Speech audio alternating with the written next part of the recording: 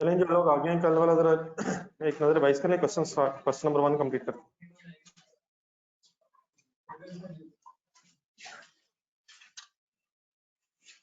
Register खोलें, कल क्या पढ़े थे रिवाइज कर, फिर क्वेश्चन नंबर 1 डिस्कस किया तो उसको सॉल्व करना शुरू करना। बढ़ाने से आवाज की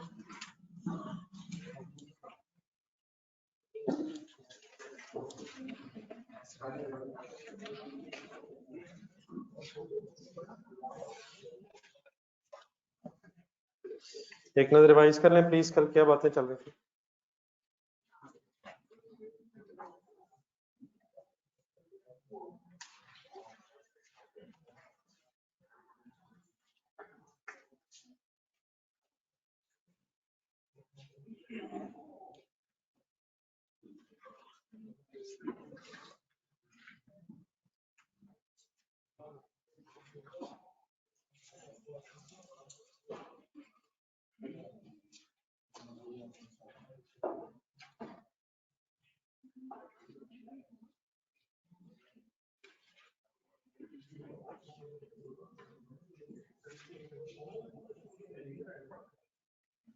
जी कोई कंफ्यूजन तो नहीं कल से रिलेटेड? चलो बड़ा क्वेश्चन नंबर 1 कर रहे थे, आ जाओ जरा। उसका मैंने डाटा जरा पढ़ा था आपके सामने, एक दफा दोबारा पढ़ लें, फिर उसकी रिक्वायरमेंट्स को एक एक करके सॉल्व करते हैं।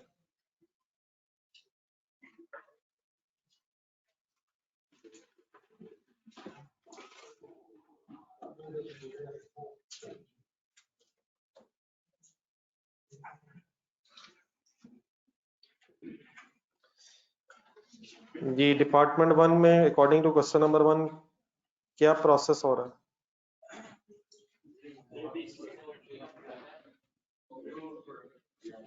सवाल मेरा क्या है, डिपार्टमेंट 1 में अकॉर्डिंग टू क्वेश्चन नंबर 1 क्या प्रोसेस हो रहा है? जियोन प्रोसेस हो रहा है। डिपार्टमेंट 1 में जियोन फिर किन किन प्रोडक्ट्स में सेपरेट हो रहा है?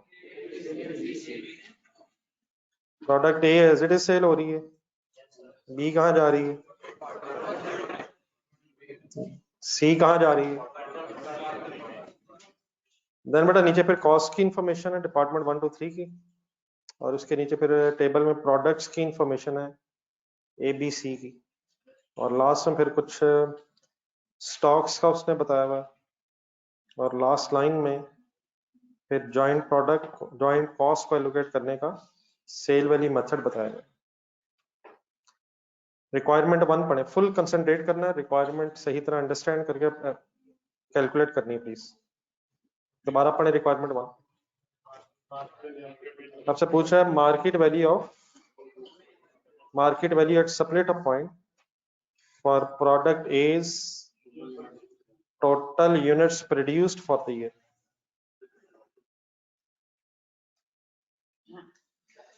जो यूनिट्स प्रोडक्ट ए के टोटल प्रोड्यूस हुए हैं उसकी market value at separate a point पे मांग रहा है।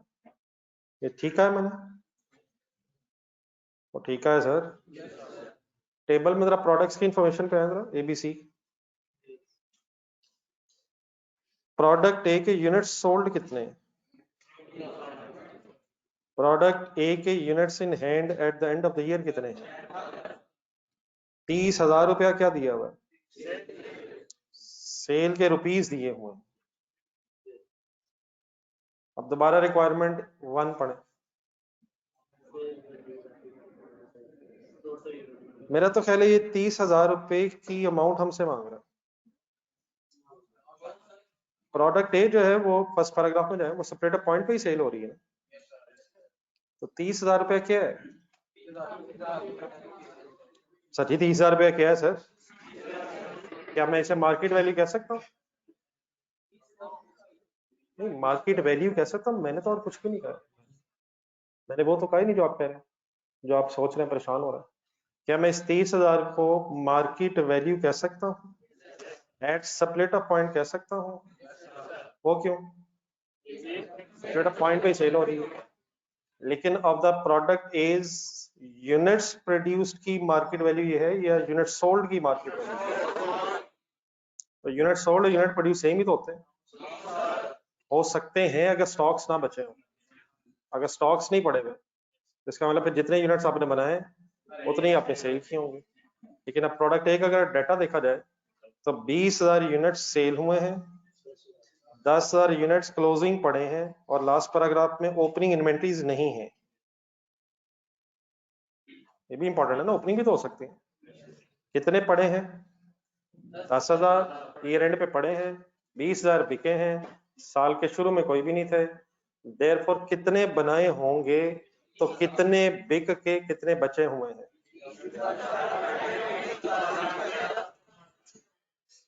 कर सकते हैं हिम्मत?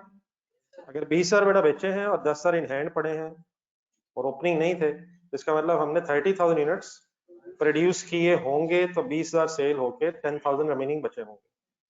तो अब दोबारा रिक्वायरमेंट वन देखें, क्या हमने जो यूनिट्स प्रोड्यूस मींस 30,000 है उनकी market value at the separate of बतानी है, या जो यूनिट सेल हुए हैं उनकी market value at separate of बतानी है? तो अगर ये यूनिट सोल्ड की market value at separate of मांग रहा होता तो ये 30,000 की बात ही होगी। लेकिन we are suppose to calculate the market price at separate of the units produced, और देयरफॉर पहले हम यूनिट्स प्रोड्यूस की फिगर फाइंड आउट कर लेंगे और देन फिर उसकी मार्केट वैल्यू भी कैलकुलेट की जा सकती है। 30,000 सबको समझ आ रहा है कैसे?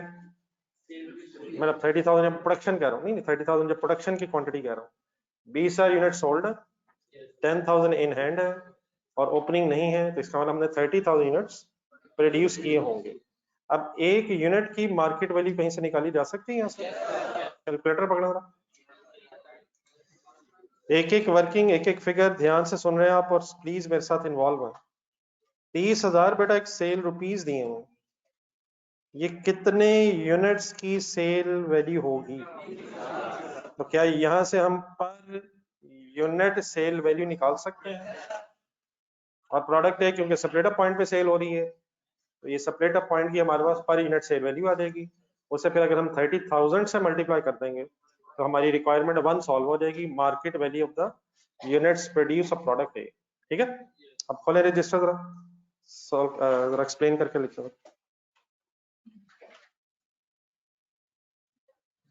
कंपनी नेम एक एम कंपनी कुछ बताया हुआ वो भी लिखा करें।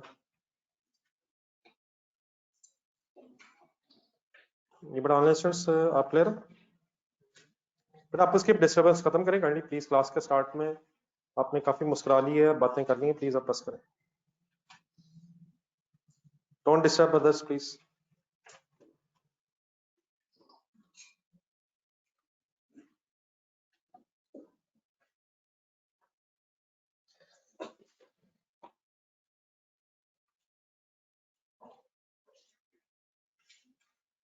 रिक्वायरमेंट वन की हेडिंग बना लें, market value at split off,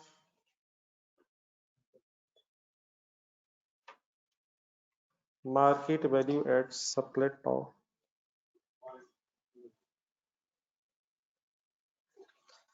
for product is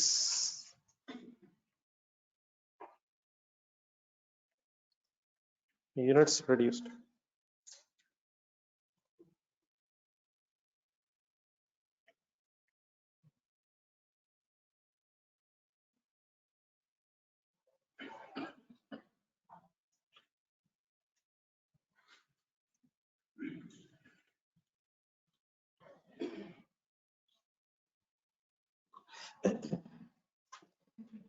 units produced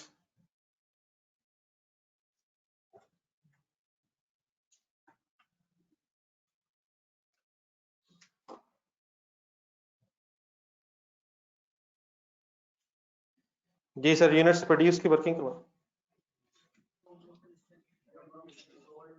number of unit sold 20,000 plus या minus, plus units in hand at the end of the year for 30,000 units produced.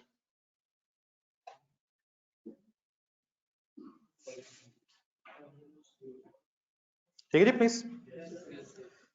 अब market value इनकी निकालनी है तो next क्या पता होना चाहिए? मार्केट वैल्यू पर यूनिट, और प्रोडक्ट ए क्योंकि बेच ही हम सेपरेटर पॉइंट पे रहे हैं तो इसलिए market value per unit at split off ही आएगी। अब ये कैसे फाइंड आउट करो? अब 30,000 क्या ले रहे हैं आप? Sale rupees divided by number of units sold 1.5 rupees per unit.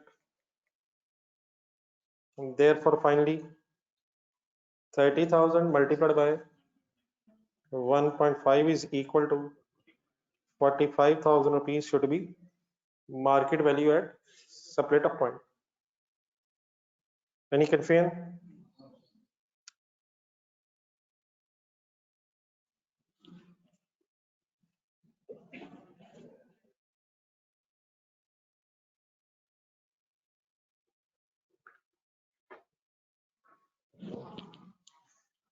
समझ आ गया सबको?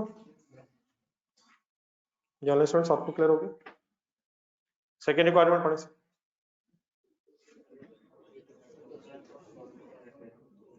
total joint cost for the year ended 30th June 2015 to be allocated. Heading बनाए total joint cost to be allocated.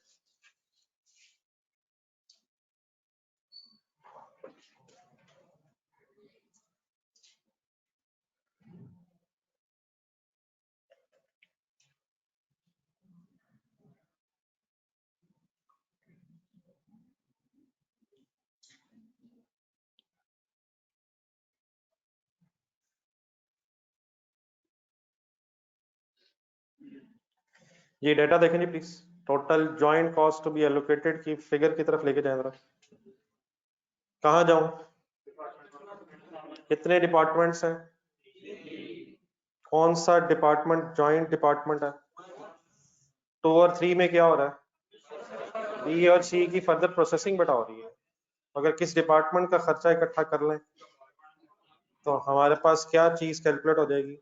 Total joint cost to be allocated calculate हो जाएगी। तो department 1 की बड़ा information दी हुई है मटेरियल लेबर ओवरहेड्स में, और लिस्ट डाउन करके टोटल कर लो। लिस्ट डाउन कर लो।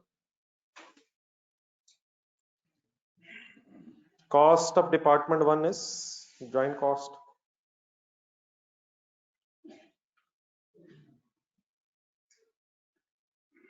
एक छोटा सेंटेंस लिखो।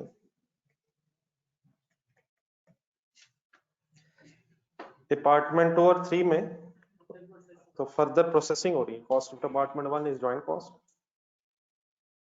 ये कॉस्ट ऑफ जी ऑन है।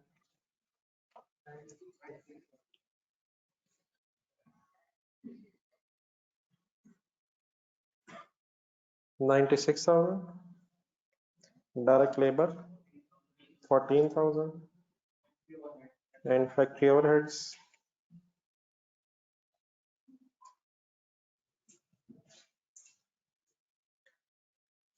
10,000। टोटल हो गया 120,000। 120,000 अब किसकी कॉस्ट है? नहीं, जॉइंट कॉस्ट मतलब किसकी है? ए बी सी या तीनों की कॉस्ट इसके अंदर है। तीनों की जॉइंट कॉस्ट इसके अंदर ही है। तभी इसने शायद एलोकेशन नहीं मांगी, टू बी एलोकेटेड कह रहा है। तो शायद ये 120,000 ऐसी अमाउंट है which is to be allocated. ठीक है जी प्लीज। थर्ड रिक्वायरमेंट,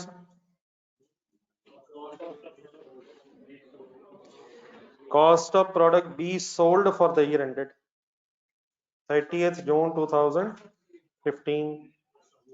हमारी cost of goods sold of product B, cost of product B sold means जो प्रोडक्ट बी सेल हुई है उसकी कॉस्ट आपने निकालनी है। अच्छा, ये वाली जब रिक्वायरमेंट है ना, ये पहले सही तरह अंडरस्टैंड कर लें, उसके बाद इंशाल्लाह वर्किंग में इशू नहीं है। एक मेरा वर्ड सही है प्लीज, कि जब प्रोडक्ट बी सोल्ड है उसकी कॉस्ट चाहिए। तो डेटा जरा ढूंढ के बताएंगे किन यूनिट्स की कॉस्ट की बात हो रही है? प्रोडक्ट बी ढूंढे जी कहीं। प्रोडक्ट बी के यूनिट्स सोल्ड कितने हैं उनको ज़हन में रखें और दोबारा सेंटेंस पढ़ें। क्या इन 30,000 यूनिट्स की कॉस्ट फाइंड आउट करनी है? तो इन 30,000 यूनिट्स की कॉस्ट कैसे फाइंड आउट हो सकती है? फर्स्ट पैराग्राफ में जाएं, फर्स्ट पैराग्राफ में जाएं। प्रोडक्ट बी को बनाने का अगर टोटल खर्चा हम कैलकुलेट कर लें तो क्या हम किसी तरह cost of product B sold तक पहुंच सकते हैं? तो प्रोडक्ट बी को बनाने की कॉस्ट कहाँ इंकर होती है? डिपार्टमेंट 2 में ही होती है ना बस। क्या डिपार्टमेंट 1 में भी उसका कुछ शेयर है? और क्या उस शेयर में कुछ ऐड भी होना चाहिए? क्या ऐड होना चाहिए? डिपार्टमेंट 2 का जो खर्चा है वो तो उसी का ही होगा, लेकिन डिपार्टमेंट 1 में से शायद शेयर भी आना है। तो शायद अब ये वो स्टेज आई है कि हमें डिपार्टमेंट 1 की कॉस्ट एलोकेट करनी पड़ेगी और उसमें से बी का शेयर निकालना पड़ेगा, और share of B, share of joint cost of B plus further processing cost. फिर अगर हम total cost of product B निकालना है तो हम cost of unit sold of B भी कैलकुलेट कर सकते हैं। ठीक है प्लीज? ठीक है सर, तो जरा थर्ड हेडिंग बनाएं और consideration please. Cost of product B sold.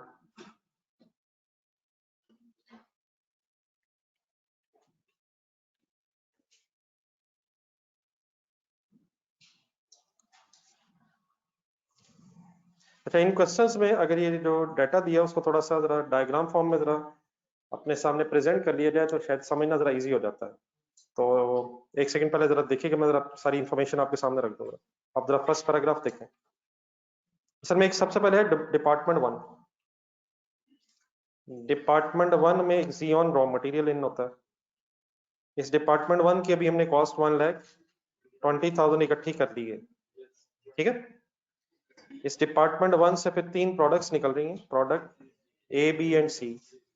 According to first paragraph, product A जो है ये तो as it is separate point पे ही सेल हो रही है, लेकिन बी और सी के लिए फर्दर प्रोसेसिंग है। बी ने जाना है डिपार्टमेंट 2 में और सी ने जाना है डिपार्टमेंट 3 में। तो डिपार्टमेंट 2 और 3 में भी कोई कॉस्ट आ रही है। डिपार्टमेंट 2 में जो भी कॉस्ट आ रही है वो फिर बी की फर्दर प्रोसेसिंग कॉस्ट है, और डिपार्टमेंट सी की जो कॉस्ट है वो फिर सी की फर्दर प्रोसेसिंग कॉस्ट होगी। तो जस्ट अगर थोड़ा सा हम अपने पास ये फर्दर कॉस्ट भी लिखना, जरा कैलकुलेटर पकड़े। 45 प्लस 21 अगर करेंगे तो डिपार्टमेंट 2 की कॉस्ट आ जाएगी, और 65 प्लस 49 अगर करेंगे तो डिपार्टमेंट 3 की कॉस्ट भी आ जाएगी। तो थोड़ा सा अगर मेंशन कर लें तो शायद फिगर्स अंडरस्टैंड करना इजी हो जाएगा। तो डिपार्टमेंट 2 में 66,000 का बेटा, एक मिनट ब्रेकअप भी लिखवा दूंगा बाद में ताकि इजी हो जाए। 45,000 प्लस 21,000, 66,000 फर्दर कॉस्ट है, और डिपार्टमेंट 3 में 65,000 प्लस 49,000, ये 1,14,000 बनता है। ये फिर डिपार्टमेंट 3 में सी की फर्दर प्रोसेसिंग कॉस्ट है। इन अदर वर्ड्स, अब हमने अगर प्रोडक्ट बी की टोटल कॉस्ट कैलकुलेट करनी है तो डिपार्टमेंट 1 में से उसका शेयर कैलकुलेट करेंगे, उसके लिए फिर शायद एलोकेशन टेबल बनेगा, और उसमें अगर 66,000 ऐड हो जाए तो फिर ये टोटल कॉस्ट हमारे सामने आ जाएगी, और उसकी बेस पे फिर हम टोटल यूनिट सोल्ड की जो कॉस्ट है वो इंशाल्लाह फाइंड आउट कर सकते हैं। तो ये छोटी सी जरा डायग्राम बना लें, इसकी बेस पे फिर जरा वर्किंग करते हुए जरा इजी हो जाएगा जी। ठीक है बेटा, क्लियर हो गया?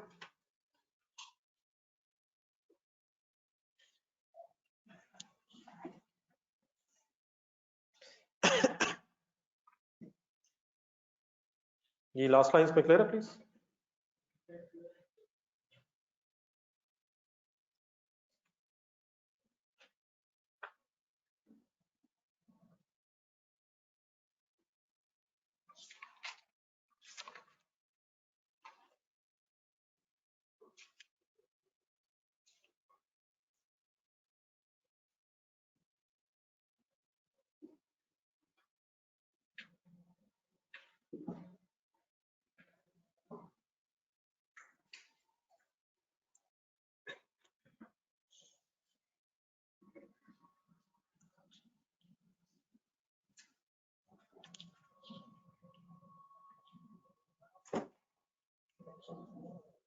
Any confusion please?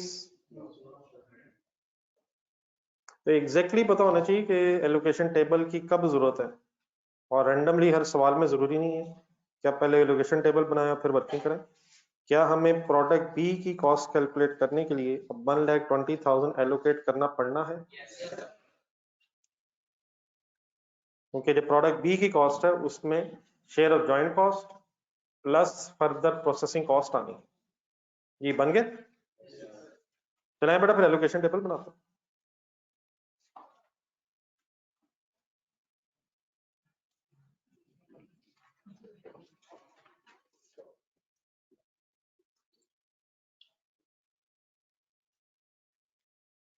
Ji question में देखें किस मेथड से ये एलोकेशन टेबल बनना है। Last line market value at split up point का मतलब sale value at split up.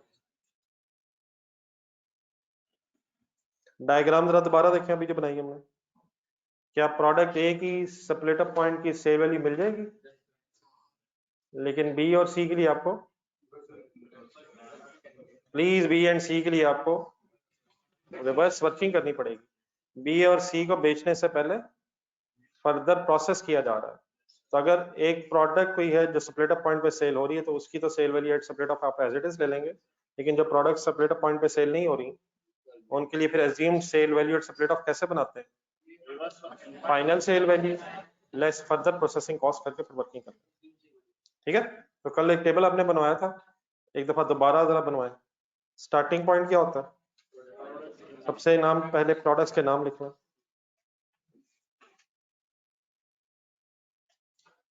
थोड़ा सा जरा करवा दें, स्टार्ट करवा दें फिर बाद में लिख लीजिएगा। नेक्स्ट कॉलम में बताएं क्या लिखना होता है, ये सॉरी नहीं बेटा, फाइनल सेल वैल्यू कल मैंने लिख तो दिया था, ढूंढने जरा, लेकिन फाइनल सेल वैल्यू शायद निकालनी पड़ा करेगी क्वेश्चन में। अगर तो गिवन है फाइनल सेल वैल्यू तो ठीक है, वरना फाइनल सेल वैल्यू शायद कैलकुलेट करनी पड़नी है। तो कल मैंने जो डाटा दिया था उसमें मैंने 2000 6000 समथिंग शायद final sale values as it is बता दी थी। अब जरा क्वेश्चन देखें क्या फाइनल सेल वैल्यूज अवेलेबल है या फाइनल सेल वैल्यूज निकालनी पड़नी है। फाइनल सेल वैल्यूज अवेलेबल है या कैलकुलेट करनी पड़नी है। अच्छा, ये फाइनल सेल वैल्यूज लेनी किस चीज की हैं, प्रोडक्शन की फाइनल सेल वैल्यूज लेनी है या सेल की। सबसे इंपॉर्टेंट पॉइंट ये क्लियर रखें जी, ये कल वाला टेबल निकालेंगे। कल वाला एक जो टेबल बनाया था मतलब हमने लास्ट में joint by product joint products की डिस्कशन में, मेरे ख्याल मेरे पास अपनी होगा, जिसमें फर्दर प्रोसेसिंग कॉस्ट माइनस करके वर्किंग हो रही थी। ये जो एलोकेशन टेबल है इसमें इस एलोकेशन टेबल में हमने किस अमाउंट को एलोकेट करना है ये किसी को पता है? नहीं जरा फिगर बताएं जरा, ये मैन्युफैक्चरिंग कॉस्ट को एलोकेट करना है या हमने को सेलिंग कॉस्ट को एलोकेट करना है। तो मैन्युफैक्चरिंग कॉस्ट को नंबर ऑफ यूनिट्स मैन्युफैक्चर्ड या प्रोड्यूस का एलोकेट होना, या उनकी प्रोडक्शन की क्वांटिटी की बेस पे और या प्रोडक्शन की सेल वैल्यू की बेस पे। नंबर ऑफ यूनिट्स प्रोड्यूस की बेस पे या तो आप जॉइंट मैन्युफैक्चरिंग कॉस्ट पे एलोकेट करेंगे, और अगर सेल वैल्यू मेथड है तो नंबर ऑफ यूनिट्स सोल्ड की सेल वैल्यूज की बेस पे एलोकेशन नहीं करनी है, नंबर ऑफ यूनिट्स प्रोड्यूस्ड की सेल वैल्यूज की बेस पे प्रोडक्शन कॉस्ट को एलोकेट करना है। प्रोडक्शन कॉस्ट जो आई है वो यूनिट्स को बनाने में आई है या यूनिट्स को बेचने में आई है। हाँ, दो मेथड्स हैं, या तो वो यूनिट्स प्रोड्यूस लेना है या उन यूनिट्स प्रोड्यूस्ड की सेल वैल्यूज लेना है। तो ठीक है, आपको एक फिगर नजर आ रही है अपने क्वेश्चन नंबर 1 में, कौन सी नजर आ रही है, कौन सी फिगर्स नजर आ रही हैं, आनी चाहिए सर जी, प्लीज कोई फिगर नजर आ रही है? नहीं बेटा 96,000 तो आई होप कि कोई बहस में नहीं इस वक्त, कुछ सेल वैल्यूज कहीं नजर आ रही है? और सर सवाल नजर आ रहा है, कुछ नजर आ रहा है सर, क्या कोई सेल वैल्यूज नजर आ रही है? तो ये सेल वैल्यूज जो गिवन है हमें ये कैसे बनी होगी, number of unit sold multiplied by cell price पर। लेकिन हमें इस एलोकेशन टेबल में क्या रिक्वायर्ड है, नंबर ऑफ यूनिट सोल्ड की सेल वैल्यू या प्रोड्यूस की सेल वैल्यू।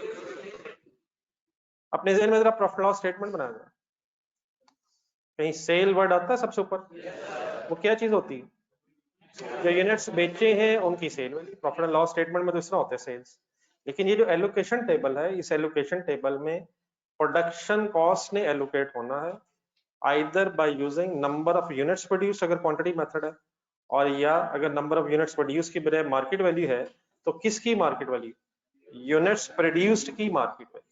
तो this is not the units produced market value या sale value, it is the market value of the units sold है। और हमें please production cost find out करनी है, sorry sale value find out करनी है units produce की। बार बार produce क्यों बोली जा रहा हूँ, हमने प्रोडक्शन कॉस्ट को प्लीज एलोकेट करना है। तो प्रोडक्शन कॉस्ट से यूनिट्स प्रोड्यूस होते हैं या यूनिट सेल होते हैं? तो अगर फिजिकल क्वांटिटी मेथड हो तो आप यूनिट्स प्रोड्यूस ले लेंगे, और अगर सेल वैल्यू मेथड हो तो आप यूनिट्स प्रोड्यूस्ड की सेल वैल्यू कैलकुलेट करते हैं। तो जो कल मैंने फिगर्स आपको बताई थी, मैंने फाइनल सेल वैल्यूज भी लिखा था, मैंने अमाउंट्स भी लिखी थी, लेकिन कल वाली एग्जांपल में मैं स्टॉक्स अज्यूम नहीं कर रहा था। लेकिन क्या अगर स्टॉक्स बचे हों तो प्रोडक्शन और सेल में डिफरेंस हो सकता है?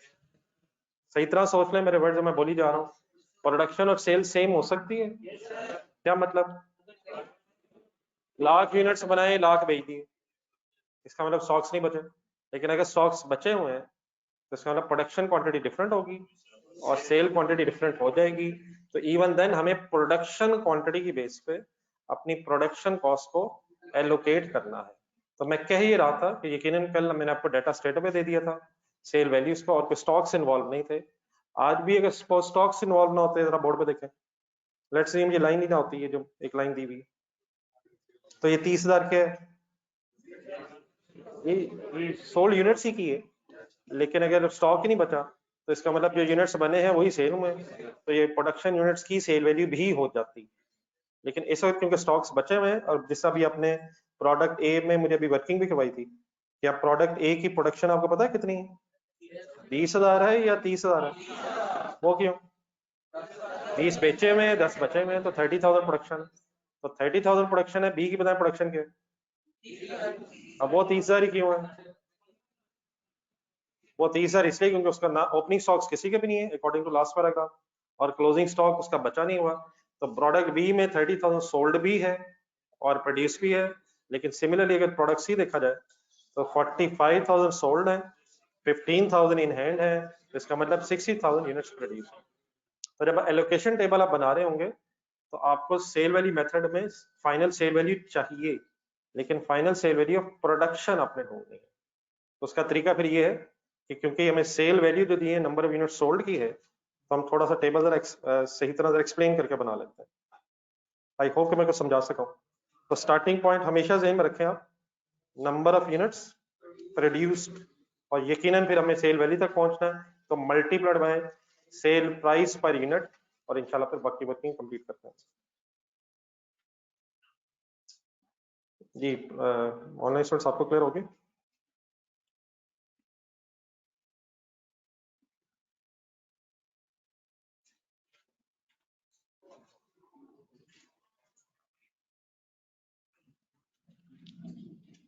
जी यूनिट्स प्रोड्यूस लिखवाएंगे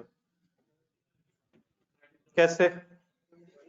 20 जमा 10 30, प्रोडक्ट बी, अब वहां 30 एज इट इज लिखने की वजह फाइनल है please. C 45,000 plus 15,000 is equal to 60,000।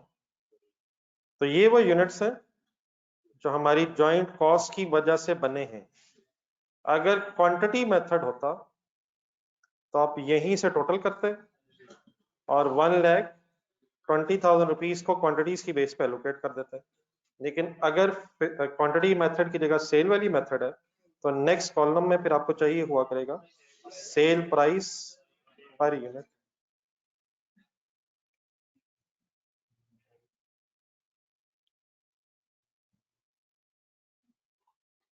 बताइए वही है 166 और 144। ये डिपार्टमेंट 2 में और डिपार्टमेंट 3 में जो कॉस्ट आई है, ये बेटा फर्दर प्रोसेसिंग कॉस्ट है या सेल वैल्यूज है? ये मेरे सामने एक सवाल आया, ये जो डिपार्टमेंट 2 में हमने 45 प्लस 21 की है और 66,000 आया है, ये बेटा डिपार्टमेंट 2 की कॉस्ट नहीं हुई है, ये डिपार्टमेंट 2 में हमारे खर्चे हैं। और जो 114 आपने निकाला, it is department 3 cost to process product C. तो ये तो कॉस्ट है, हमें क्या चाहिए? पहले सेल वैल्यू चाहिए ऑब्वियसली, फिर ये फर्दर कॉस्ट है, इसको फिर रिवर्स करके वर्किंग करेंगे। ठीक है प्लीज।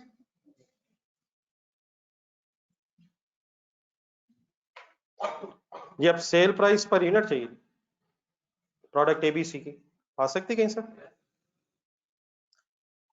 प्रोडक्ट एक ही अभी अपने निकलवाई थी, कैसे?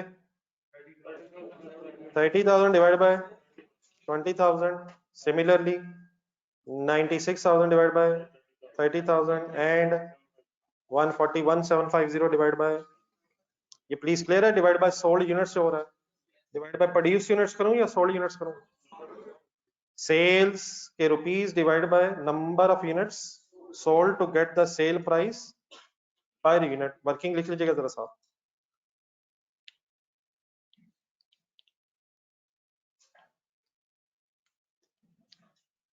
$30,000 divide by 20,000, 1.5, 90,000, sorry 96,000 divided by 30,000 is equal to 3.2, and finally 141,750 divided by 45,000, 3.15 per unit।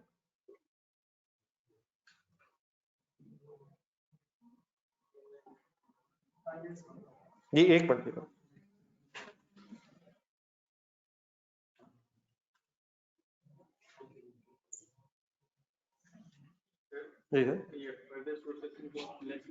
बेटा करते हैं, मौका तो देंगे यार। फर्दर प्रोसेसिंग कॉस्ट किस में से लेस करनी है? यूनिट्स में से। प्लीज पहले क्या आएगा तो फिर क्या करना है? हाँ तो देगी यार। सर एलोकेशन नहीं करनी, करनी है, मौका तो दे सर। रिक्वायरमेंट 4 नहीं करनी, चांस तो दें यार, क्या हो गया जी सर? नेक्स्ट कॉलम का नाम क्या होना चाहिए अब यहाँ से? Final sale value.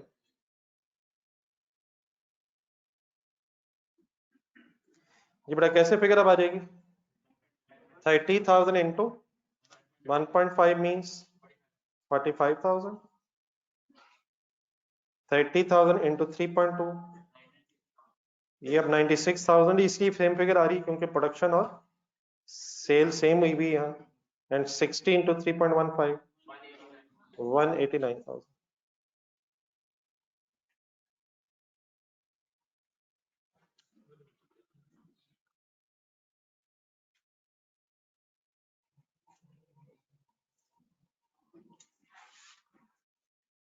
ये कंप्लीट है यहाँ तक प्लीज? तो फाइनल सेल वैल्यू मींस ये final sale value of unit sold है या final sale value of units produced है? और यूनिट्स प्रोड्यूस्ड क्यों फोकस में है? क्योंकि production cost material labour overheads ने एलोकेट होना जिससे यूनिट्स बने हैं। नोटेड है प्लीज? ये मुझे ये कहा जा रहा है जी कि कल तो हमने ऐसे नहीं किया, कल वाला दोबारा पेज एक सेकंड निकालो, नहीं जरा सही क्लियर कर लेते हैं। Sale value at split up point वाली हेडिंग होना जरा, उसमें पहली एग्जांपल में जाएगा, जो फर्स्ट एग्जांपल थी जिसमें मैं अज्यूम कर रहा था कि सारी products are saleable at split up point है। पहला कॉलम क्या था? दूसरा कॉलम क्या था? नहीं बेटा दूसरा कॉलम सेल वैल्यू वाला नहीं था यार, पहली एग्जांपल यार, खुदा का नाम है, ये दूसरी एग्जांपल पहली कैसे हो सकती है? दूसरा कॉलम यूनिट्स प्रोड्यूस था, तीसरे कॉलम में मैं 2, 3, 4 अज्यूम कर रहा था सेल प्राइस पर यूनिट, फिर मैंने क्या निकाला था, और फर्दर मैंने कुछ भी क्यों नहीं किया था क्योंकि स्प्लिट अप पॉइंट पे प्रोडक्ट सेल हो रहे थे। लेकिन अब आए जो नेक्स्ट अपने सेकंड एग्जांपल में बनाया था, वहां मैंने आपको यूनिट्स प्रोड्यूस्ड का और सेल प्राइस पर यूनिट का डाटा अलग लिख के देने की बजाय फाइनल सेल वैल्यू ही डाटा में लिख के बता दी थी, तो इसलिए शायद आपको थोड़ा सा डिफरेंस महसूस हो रहा है। यहाँ अब हमारे पास यूनिट्स प्रोड्यूस की इंफॉर्मेशन हमें अलग से फाइंड आउट करनी पड़ी है और cell price per unit given नहीं थी, हमने कैलकुलेट की है। तो आपको पहला कॉलम नजर आ रहा है प्रोडक्ट्स के बाद फाइनल सेल वैल्यू का, वो हमें क्वेश्चन में गिवन था और यहाँ हमें बनाना पड़ा है। और यहाँ भी जो फाइनल सेल वैल्यूज गिवन है वो नंबर ऑफ यूनिट सोल्ड की हैं, और जो कल मैं एग्जांपल बता रहा था उसमें मैंने स्टॉक्स अज्यूम नहीं किए थे। अब बात प्लीज क्लियर है? क्या एक ही चीज है? लेकिन डिफरेंस क्यों नजर आ रहा है आपको? कि वहां सेल वैल्यूज ऑफ प्रोडक्शन मैंने पहले ही बता दी थी और यहाँ सेल वैल्यूज ऑफ प्रोडक्शन आपको कैलकुलेट करनी पड़ेगी। ये ठीक है बेटा, please clear.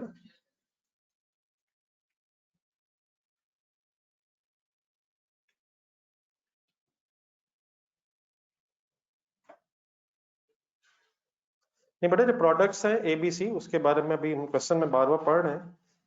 Product A according to question is saleable at separator point according to this second line, लेकिन जो प्रोडक्ट B एंड C है वो फर्दर प्रोसेस होने के बाद सेल हो रही है। तो अगर डिपार्टमेंट B और C में, डिपार्टमेंट 2 और 3 में प्रोडक्ट B और C की प्रोसेसिंग हो रही है, तो इसका मतलब फिर ये है कि हम प्रोडक्ट्स को फर्दर प्रोसेस करके बेच रहे हैं। ठीक है प्लीज। तो आपने जो 96,000 लिया है प्रोडक्ट B का, ये स्प्लिट ऑफ पॉइंट की सेल वैल्यू है या ये after further processing sale value? ये इनके साथ भी जरा सबके साथ ही एक दफा डिस्कस हो जाए।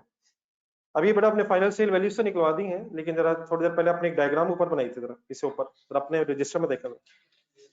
Concentrate please. ये अब जो फिगर आई है हमारी 45,000, क्या ये प्रोडक्ट ए के एंगल से फाइनल सेल वैल्यू भी है और सेपरेटर पॉइंट की भी है?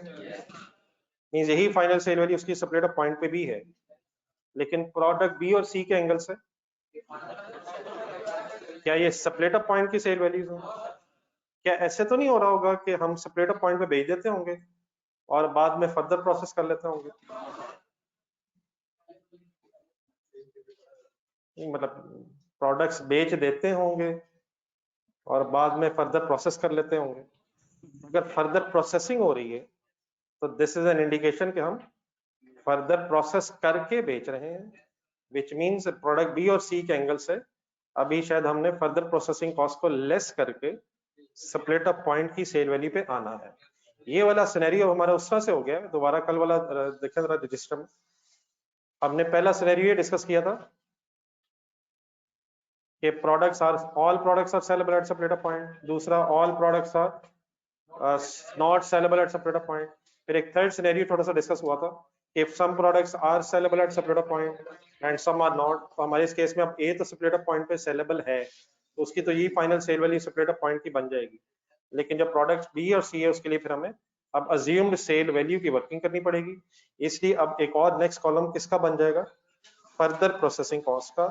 और फर्दर प्रोसेसिंग कॉस्ट के एंगल से प्रोडक्ट ए के सामने तो डैश आएगा, ओके है सर, लेकिन बी और सी के सामने आप ढूंढे क्या आना चाहिए?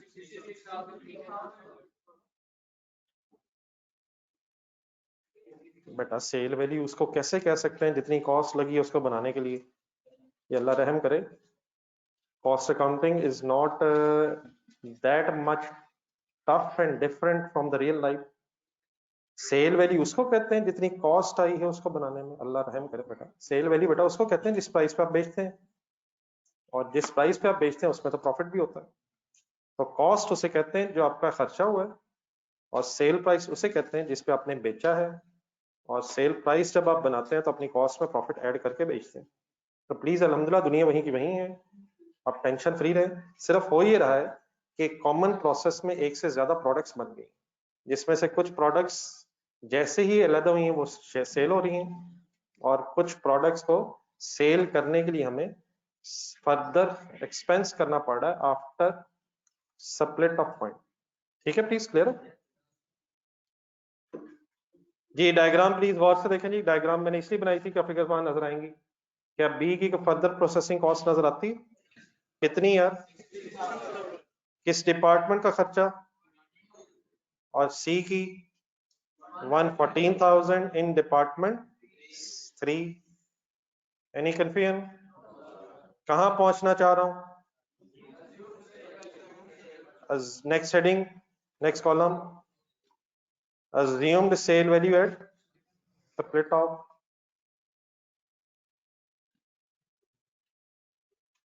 किस प्रोडक्ट की final sale value as it is assumed sale value बन जाएगी? वो क्यों? तो उसके लिए किसी एक्स्ट्रा वर्किंग की जरूरत नहीं है।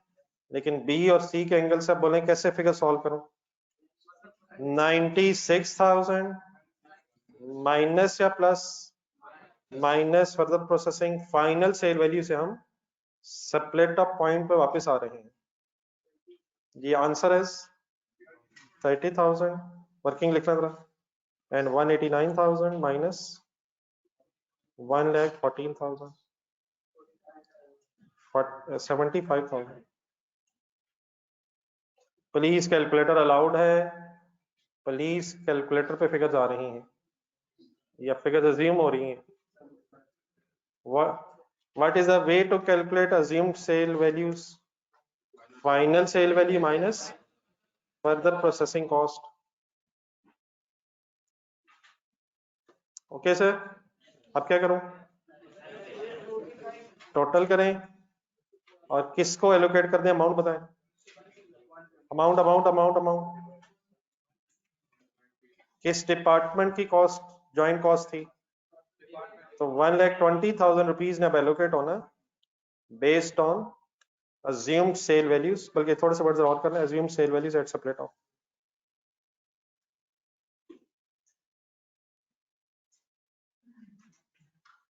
करें जी कंप्लीट।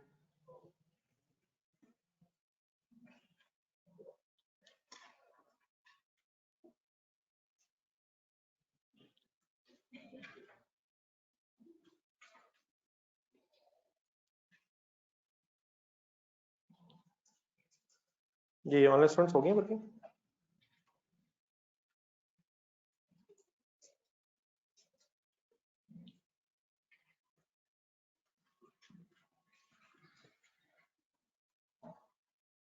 जी एलोकेशन तो कर लेते हैं, टोटल बताइए। 150।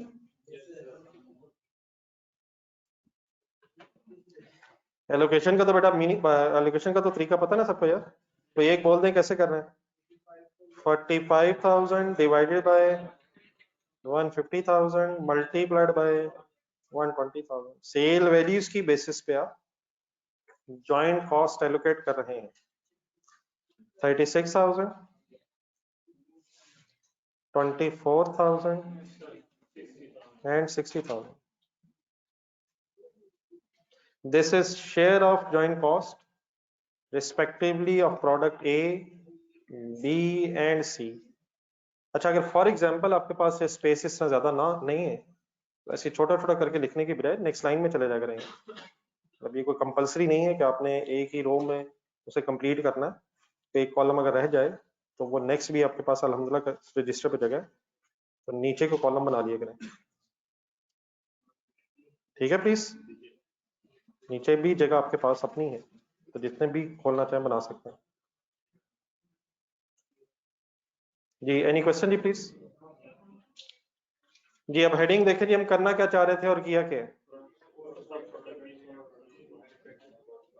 Concentration please. Heading number 3, requirement number 3 में करना क्या चाह रहे थे?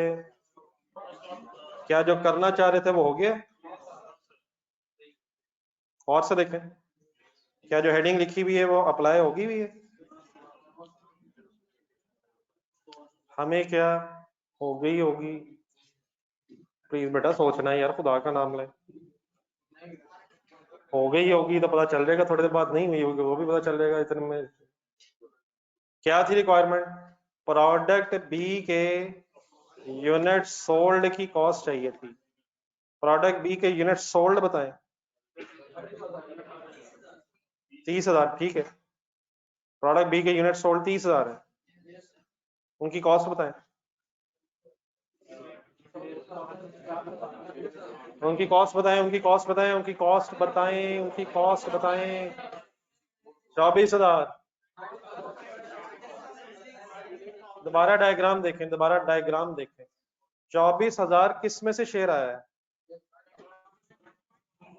वो तो इस 120,000 में से बी का शेयर आया है, तो क्या यही बी का शेयर उसकी टोटल कॉस्ट है? इसमें अभी क्या ऐड होना चाहिए? 66,000 की बात कर रहे हैं।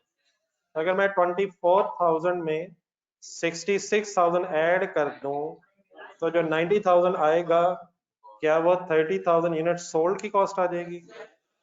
थोड़ा सा अभी भी गलत हुआ है, बात आपकी ठीक है, लेकिन please please let me finish. इस केस में बेटा ये जो असल में 24,000 प्लस 66,000 अगर आप करेंगे तो जो 90,000 कॉस्ट आएगी it is the cost of producing 30,000 units of product B. हाँ, क्योंकि वो 30,000 सारे के सारे सेल भी हो गए हैं, इसलिए वही यूनिट्स प्रोड्यूस की जो 90,000 कॉस्ट है, वही यूनिट सोल्ड की भी कॉस्ट हो जाएगी। लेकिन क्या इनिशियली ये कॉस्ट 90,000 30,000 यूनिट्स प्रोड्यूस की है? तो यूनिट्स प्रोड्यूस की कॉस्ट है, लेकिन क्योंकि कोई भी स्टॉक नहीं बचा उसका, इसलिए यही यूनिट्स सोल्ड यूनिट्स प्रोड्यूस की कॉस्ट यूनिट सोल्ड की भी हो जाएगी। लेट्स फॉर एग्जांपल कि 25,000 यूनिट सेल हुए होते, कैलकुलेटर पकड़े, 30,000 पूरे सेल होने की बजाय अगर फॉर एग्जांपल 25,000 यूनिट सेल हुए होते बी के, तो क्या फिर 25,000 यूनिट सोल्ड की कॉस्ट भी निकाली जा सकती है? ऐसे 90,000 डिवाइड बाय 30,000 एक पर यूनिट कॉस्ट ऑफ प्रोडक्शन आ जाती, और मल्टीप्लाइड बाय 25,000 करके यूनिट सोल्ड की कॉस्ट भी आ जाती। तो ठीक है 90,000, लेकिन initially this is cost of 30,000 units produced, but because there is no stock left, therefore the cost of units produced is equal to cost of units sold। तो पूरा एक सेंटेंस रख कर बना लें, total cost of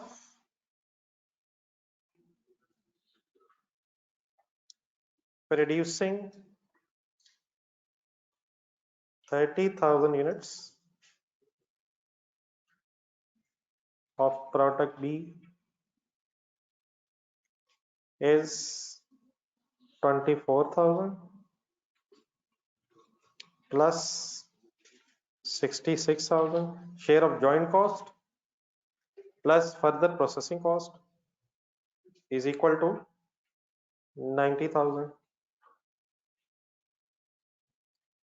Please, any confusion in this sentence? Is it cost of producing 30,000 units? Yeah, is it cost of selling 30,000 units?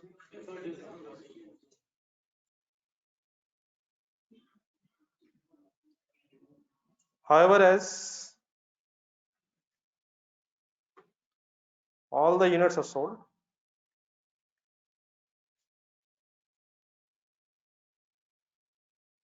therefore 90,000 rupees is cost of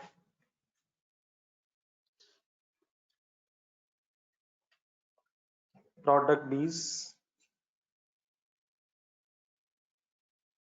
units sold as well। हाँ, क्योंकि सारे unit cell हो गए हैं, therefore यही जो 90,000 rupees की cost है, ये प्रोडक्ट बी के यूनिट सोल्ड की कॉस्ट भी है। ये है किसकी? जो किसकी भी हो गई है, यूनिट्स प्रोड्यूस की कॉस्ट है, सोल्ड की इसलिए हो गई है ये सारी क्योंकि यूनिट्स सारे के सारे सेल हो। आई होप कि मैं कुछ समझा सकूं। जी ऑनलाइन स्टूडेंट्स, हमारे लिए 24,000 का नाम है जी शेयर ऑफ जॉइंट कॉस्ट, और बीच में जो 66,000 है ये, तो अगर कोई प्रोडक्ट फर्दर प्रोसेस होने के बाद सेल हो रही है तो उसकी total cost should be sum of share of joint cost plus further processing cost. एक नजर रिवाइज कर लें, देख लें सारी फिगर्स, किसी जगह कोई कंफ्यूजन है तो प्लीज बताएं। इन्वॉल्व नहीं है कुछ लोग, प्लीज ऐसे डिस्टर्बेंस क्रिएट कर रहे हैं अपने लिए भी और साथ वाले के लिए भी। फुली इन्वॉल्व है, काइंडली हो जाएगा, देखा जाएगा। अल्लाह माफ करे, देखा नहीं बाद में भी जाता, एग्जाम हॉल से मिलाया जरा, वहां देखा नहीं जाता और साथ वाला तो कहीं नजर नहीं आता। तो प्लीज एक एक चीज नहीं है, इसको सही तरह अंडरस्टैंड करके आगे बढ़े। एनी कंफ्यूजन जी ऑनलाइन स्टूडेंट्स?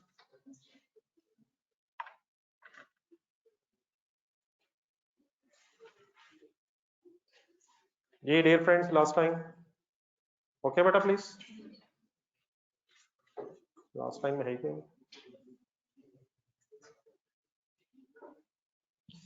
चलो आगे। रिक्वायरमेंट 3 कंप्लीट होगी, है कुछ रह गया आप? और सर ये तो बता दें कम से कम यार। रिक्वायरमेंट नंबर 9 ढूंढने, 4 ही ढूंढने, पर जो है वही चले। रिक्वायरमेंट नंबर 4 पढ़े जी, क्या है मीनिंग बताएं? Cost assigned product A is ending inventory closing stock of A की कॉस्ट मांग रहा है, हेडिंग बनाए।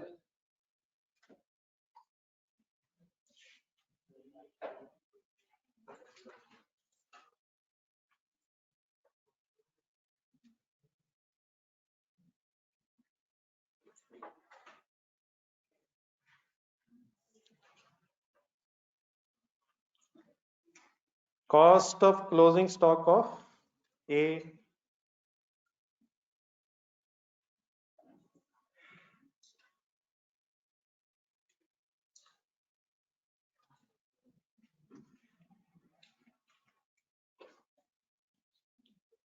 ये क्लोजिंग स्टॉक के यूनिट्स हैं भी, डाटा देखें सर। ये किन यूनिट्स की कॉस्ट की बात हो रही है? 10,000। हमें क्या पता इनकी कॉस्ट क्या है? एलोकेशन टेबल देखें जरा। एक यूनिट्स प्रोड्यूस्ड की कॉस्ट हमें पता है कितनी? एक यूनिट्स प्रोड्यूस की कॉस्ट हमें पता है यार, 36,000 सिर्फ शेयर ऑफ जॉइंट कॉस्ट है यार, और वही उसकी टोटल कॉस्ट भी क्यों है? क्योंकि उसकी फर्दर प्रोसेसिंग कॉस्ट नहीं है। 36,000 गौर से देखेंगे टेबल में क्या जेन कहता है। 1,20,000 में ये प्रोडक्ट ए का शेयर आया है और प्रोडक्ट ए को फर्दर प्रोसेस नहीं की जा रही है, तो प्रोडक्ट ए के यूनिट्स प्रोड्यूस कितने हैं? 30,000। क्या उनको बनाने में बस डिपार्टमेंट 1 में ही खर्चा आया है, और डिपार्टमेंट 1 के खर्चे में से उसको एलोकेट कितना हुआ है? तो बेटा 30,000 यूनिट्स प्रोड्यूस्ड हैं डिपार्टमेंट ए में, सॉरी प्रोडक्ट ए के, और 36,000 ही उसकी टोटल कॉस्ट है। क्या यहाँ से पर यूनिट कॉस्ट निकाली जा सकती है? और क्या इन्हीं 30,000 में से 10,000 यूनिट्स बचे हैं? तो अगर हम total cost of production of A divide by number of units produced of A कर लें, तो एक यूनिट की प्रोडक्शन कॉस्ट आ जाएगी, और मल्टीप्लाइड बाय 10,000 यूनिट कर लें तो क्या आ सकता है? क्लोजिंग स्टॉक की कॉस्ट आ सकती है। प्लीज कुछ इंपॉर्टेंट डिसीजंस यहाँ हो रहे हैं। सबसे पहले मैंने क्या ढूंढा है कि प्रोडक्ट ए को बनाने का खर्चा क्या है, फिर मैंने क्या ढूंढा है कि यूनिट्स बने कितने हैं, वहां से पर यूनिट निकालें और आप मल्टीप्लाइड बाय 10,000 यूनिट्स करें, तो इंशाल्लाह आपके पास cost of closing stock of A आ जाएगी। डन है सर? थोड़ा सा एक्सप्लेन कर लेते हैं। Total cost of producing product is, हाँ जी, total cost of producing A is equal to 36,000। Share of joint cost ही टोटल कॉस्ट कब हो जाएगी? जब फर्दर प्रोसेसिंग नहीं है। देन ढूंढा मैंने नंबर ऑफ यूनिट्स प्रोड्यूस्ड, 30,000, ठीक है। अब यहां से बेटा फाइनली क्या करूं? पर यूनिट कैसे निकालूं? 36,000 rupees divided bye 30,000, 1.2 per unit, चले अलहदा कर निकाल लिया। 1.2 per unit is the cost of production, per unit cost of production, and finally multiplied by 10,000 is equal to 12,000 is cost of closing stock of product A's ending inventory। सब okay है sir? ये बेटा online students आप clear है?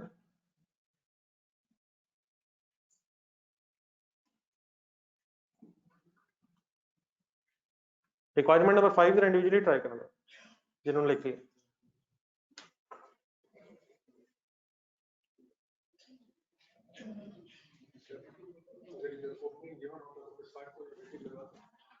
अगर opening given होता तो इंशाल्लाह फिर, अगर डैमेज होता,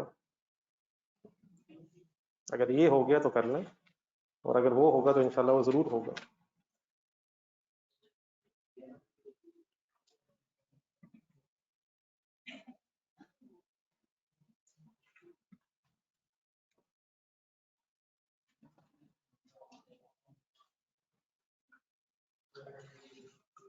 जी बेटा रिक्वायरमेंट 4 तक ओके।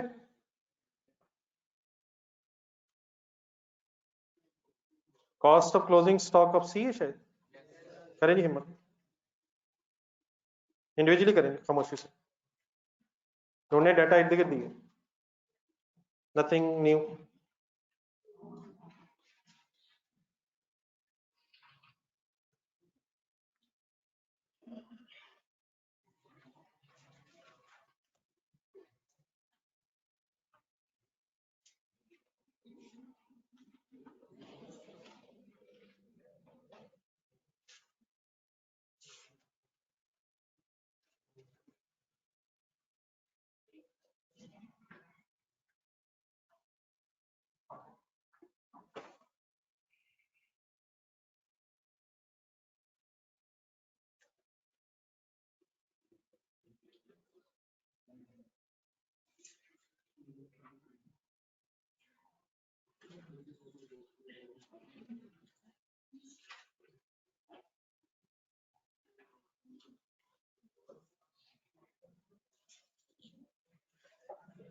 जी इस प्रोडक्ट सी को बनाने का टोटल खर्चा, जी अब गलती नहीं होनी चाहिए प्लीज। 60,000 जो टेबल में नजर आ रहा है वो क्या है? ये तो शेयर ऑफ जॉइंट कॉस्ट है, लेकिन प्रोडक्ट सी को फर्दर प्रोसेस भी करना पड़ रहा है। डिफरेंस ओके है सी ए और सी में। A was selling at separator point, C लेकिन फर्दर प्रोसेस करनी पड़ रही है। 60,000 is share of joint cost plus further processing cost. Total cost of producing product C is 1,74,000. Done है प्लीज। अब क्या सोचूं, इस खर्चे से कितने यूनिट्स बने?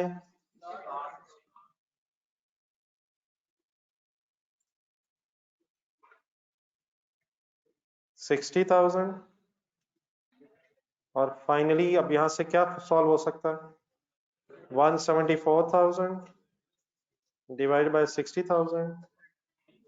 सॉल्व करने चले ब्रेड भी 2.9 पर यूनिट, और finally multiplied by 15,000 units of closing stock, 43,500। I hope कि सबका हो गया था ये, ठीक है मेरा।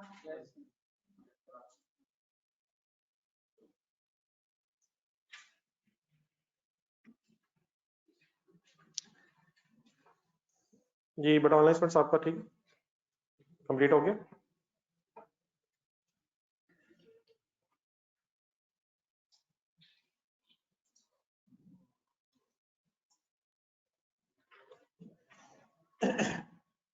जी सब कुछ ओके प्लीज। हाँ एक और क्वेश्चन जी करें, question number 2। Question number 3।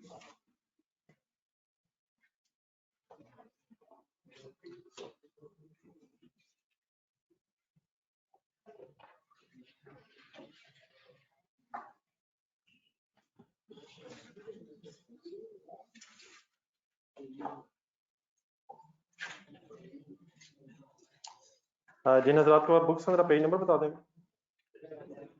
Page number 11 के एंड पे है शायद, ऊपर छोटी सी एक डिस्कशन है वो भी बीच में शायद हो जाएगी। स्टार्ट पे ये क्वेश्चन नंबर 2 ढूंढे, ये जहां भी है जी please question number 2 binary limited.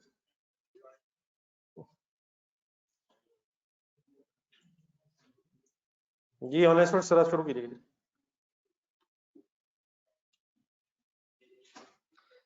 Binary limited concentrate जी please, first main question start हो रहा है। बाइनरी लिमिटेड मैन्युफैक्चर्स, पढ़ते पढ़ते जरा काइंडली अपने जहन में कोई एक डायग्राम, एक सीक्वेंस बनाइएगा। Binary Limited manufactures 3 joint products by the name of A, B, and C in one common process. Following this process, product A and B are sold immediately, while product C is subjected to further processing. Following information is available for the period ended 30th June 2007. 3 products A, B, and C. Opening stock in kgs नहीं है, production in KGs, और उसके बाद फिर sales इन KGs. ए और B की production और sales का डाटा दोनों है। सी की प्रोडक्शन दी हुई है, सेल में डैश लगाया हुआ है, और ए की फिर सेल प्राइस पर केजी और बी की भी सेल प्राइस पर केजी की इंफॉर्मेशन है। कुछ समझ आ गया यहाँ तक? ओपनिंग स्टॉक लेकिन बहरहाल ए बी और सी के नहीं। Total cost of production were 17.9158 million. Number 3, 128,000 kgs of C. अब C पे जरा कंसंट्रेट करना, जरा पॉइंट 1 में जाए। C की प्रोडक्शन कितनी थी, लेकिन उसमें से 128,000 kgs of C were further processed. It means 6,000 kg शायद फर्दर प्रोसेस नहीं हुए, वो एज इट इज स्टॉक में रह गए। बने कितने थे, लेकिन उसमें से प्रोसेस किए जा रहे हैं during the period and converted into 96,000 kgs of Z. 128,000 kgs of C से फर्दर प्रोसेसिंग करके 96,000 kgs of Z बने। प्रोसेसिंग में समटाइम्स क्वांटिटीज लॉस एवेपोरेट भी हो सकती हैं। कितने केजीज में कन्वर्ट हुए? Additional cost of further processing का मतलब फर्दर प्रोसेस जब किया तो फर्दर एडिशनल खर्चा आया। किस किस का? डायरेक्ट लेबर का और प्रोडक्शन ओवरहेड्स किसे कहते हैं? ये जिसका मैंने आपको 3 नाम बताए थे, total manufacturing cost is sum of material labour overheads, please okay. उसी टोटल मैन्युफैक्चरिंग कॉस्ट को टोटल प्रोडक्शन कॉस्ट भी कहते हैं और टोटल फैक्ट्री कॉस्ट भी कहते हैं। इसी तरह वर्ड्स गौर से सुनिएगा जरा। फैक्ट्री ओवरहेड्स का मतलब क्या होता है? मटेरियल और लेबर के अलावा जो खर्चा है, फैक्ट्री ओवरहेड्स। उस फैक्ट्री ओवरहेड्स को प्रोडक्शन ओवरहेड्स भी कह सकते हैं और मैन्युफैक्चरिंग ओवरहेड्स भी कह सकते हैं। एक है word manufacturing cost. Manufacturing cost is sum of material labour overheads, लेकिन अगर मैं बोलूं manufacturing overheads, I am talking about factory overheads. तो जिस तरह फैक्ट्री ओवरहेड्स हैं, उसी तरह प्रोडक्शन ओवरहेड्स और मैन्युफैक्चरिंग ओवरहेड्स भी इंटरचेंजेबली वर्ड बोला जा सकता है। तो फिलहाल पहली दफा आपके सामने आया है, तो साथ जरा लिख लें जरा। Production overheads means factory overheads, और फैक्ट्री ओवरहेड्स के लिए जरा एक एब्रिविएशन बना रहा हूं, FOH. FOH stands for factory overheads, और production overheads is another name of police. Production overheads is another name of factory overheads, और मैन्युफैक्चरिंग ओवरहेड्स भी इसके लिए वर्ड हो सकता है। ओवरहेड्स वर्ड लिखा हो तो हम शायद फैक्ट्री ओवरहेड्स की बात कर रहे हैं, और अगर कॉस्ट वर्ड लिखा हो तो manufacturing cost, factory cost, production cost, ये फिर मटेरियल लेबर एंड ओवरहेड सब की बात हो रही है। तो additional cost of further processing में लेबर भी लग रही है और प्रोडक्शन ओवरहेड्स भी इंकर हो रहे हैं। ये किसको किस में कन्वर्ट करने का फर्दर खर्चा है? प्लीज मायूसी को मायूसी में कन्वर्ट नहीं किया गया सर। सी को जी में कन्वर्ट करने के लिए लेबर और ओवरहेड्स का खर्चा हो रहा है। Number 4, 94,000 kgs of Z was sold during the period. बने कितने थे? पॉइंट नंबर 3 में 96 बने थे, लेकिन 94,000 kgs बेचे गए हैं with a total revenue of rupees 3.003 million. Total revenue का मतलब ये क्या दिया हुआ? Revenue mean sale. Revenue sale जो स्टार्ट में फिगर आती है, रेवेन्यू मीन्स प्रॉफिट होता है। रेवेन्यू बेटा इनकम को कहते हैं शायद। तो revenue, total revenue means total sales की बात हो रही है। ये रुपीस दिए हुए या क्वांटिटी दी हुई है? ये रुपीस है और पीछे 94,000 क्वांटिटी है। क्या मुझे सेल प्राइस पर केजी अगर चाहिए हुई तो फाइंड आउट कर लूंगा मैं कैसे? Sales divide by number of unit sold करके। सोल्ड करके या प्रोड्यूस करके? ओपनिंग स्टॉक ऑफ जी भी है जी 8,000 kgs, valued at rupees 192,800। 8,000 kg जी का ओपनिंग स्टॉक था और उसकी अमाउंट 170 to 800 आ रही है। ऊपर जाए पॉइंट 1 में, वहां तो वो कह रहा था जी का ओपनिंग स्टॉक नहीं है, सी का नहीं है, सी का नहीं है। अब सी क्या है और जी क्या है? प्रोडक्ट से कुछ नाम शायद बदल रहा है। जो जी है उसको बनाने के लिए शायद एक इंटरमीडिएट लेवल पे हमें एक सी भी बनाना पड़ता है। सी ही को रिफाइन करने के बाद शायद नाम बदल रहा है जी। तो जी के एंगल से अगर सोचें तो C is sort of a raw material for G. पहले क्या बनेगा तो क्या बनेगा, पहले सी बनाते हैं, जॉइंट प्रोसेस सी बनता है, फिर उसे फर्दर प्रोसेस करके एक नाम बदल गया प्रोडक्ट का, उसे जी बनाया जाता है। तो जी जो फिनिश गुड्स है, फाइनली जो फिनिश गुड्स है उनका ओपनिंग स्टॉक था, बता रहा है 8000। और देन वो कहता है FIFO इज नीडेड, अंडरलाइन करें, FIFO a method is used for pricing transfer of Z to the cost of sale। Closing stock की वैल्यूएशन के लिए दो मेथड्स यूज होते हैं, FIFO भी और वेटेड एवरेज भी। और यहाँ उसने फिर FIFO का जिक्र किया है, और FIFO फिर डेफिनेटली अप्लाई करेंगे अगर क्वेश्चन में बता दिया गया है। Number 5, 8000 kgs of a byproduct V was also produced during further processing। Further processing के नतीजे में बाय प्रोडक्ट भी 8000 बनी and sold at the rate of 10 per kg। Sale proceeds of by product are adjusted against production cost of G. ये किसका treatment बताया हुआ है? बाय प्रोडक्ट का ट्रीटमेंट बताया, बाय प्रोडक्ट की रिकवरी वैल्यू का ट्रीटमेंट बताया हुआ है। प्लीज अपना कल वाला पेज ढूंढे, ट्रीटमेंट ऑफ बाय प्रोडक्ट वाला, प्लीज जरूर ढूंढिएगा, प्लीज जरूर ढूंढिएगा sir. Cost is allocated to by product, but if it has some recovery value it can be treated in two ways, other income बना लें या प्रोडक्शन कॉस्ट से net of कर लें। तो वापिस आए, क्या कह रहा है यहाँ, क्या प्रोडक्शन कॉस्ट से नेट ऑफ करने की बात कर रहे हैं? ऐसे ही सर। और अगर क्वेश्चन साइलेंट हो तब भी शायद यही होता है जो वो कहना चाह रहा है, अगर ना बताए तब भी बाय डिफॉल्ट प्रोडक्शन कॉस्ट से ही नेट किया जाता है।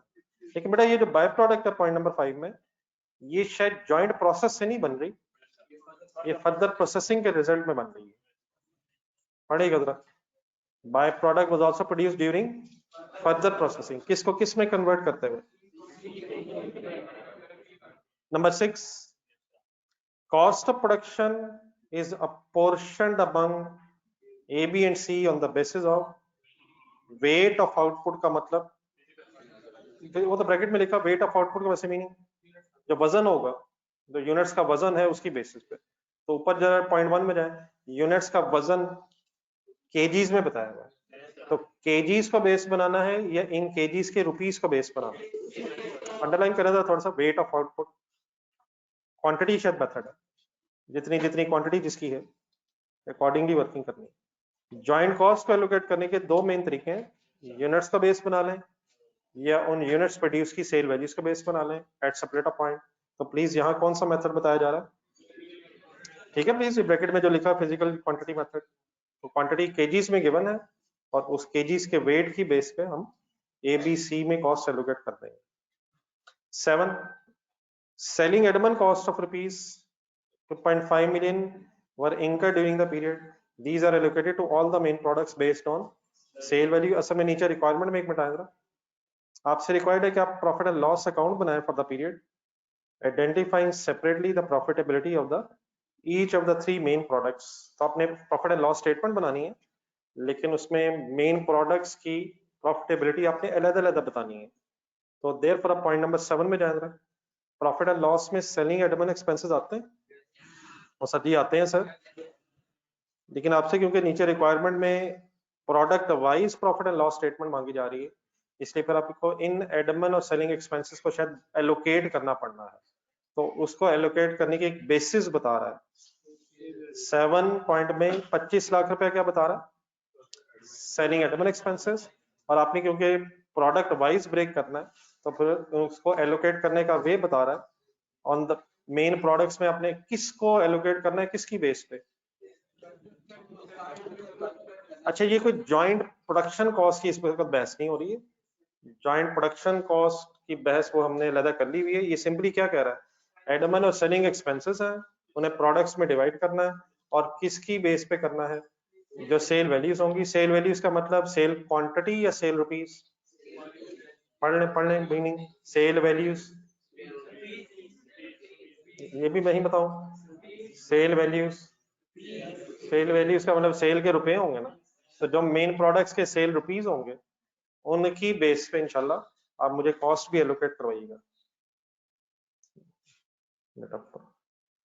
ये बड़ा जॉइंट और बाय प्रोडक्ट का डिसीजन आपने खुद से नहीं लेना, ये तो क्वेश्चन में एग्जामिनर बताएगा।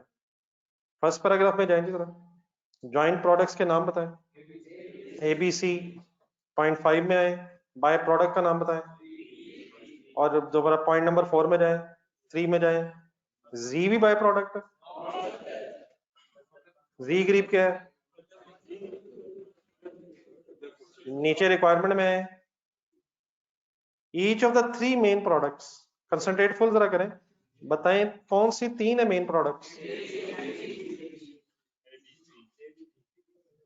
कौन सी 3 प्रोडक्ट्स है जिनकी प्रॉफिटेबिलिटी कैलकुलेट होगी, ए बी सी। रजिस्टर ही खोल लेते हैं सर, देख के लिखते हैं बेटा। ये प्रोडक्ट्स जॉइंट प्रोडक्ट्स ABC हैं, प्रोडक्ट V एक बाय प्रोडक्ट बनी है, C से एक Z की प्रोडक्शन है, और Z अगर बाय प्रोडक्ट होती तो एग्जामिनर खुद बताता, Z एक final defined form of C है। तो अभी देखते हैं प्लीज, जॉइंट बाय प्रोडक्ट का डिसीजन एग्जामिनर आपके सामने रखेगा, तो हमने टेंशन फ्री होके रिलैक्स होकर अपनी वर्किंग करनी है। ये रजिस्टर खोलें, एक नया पेज आइडियली होना चाहिए।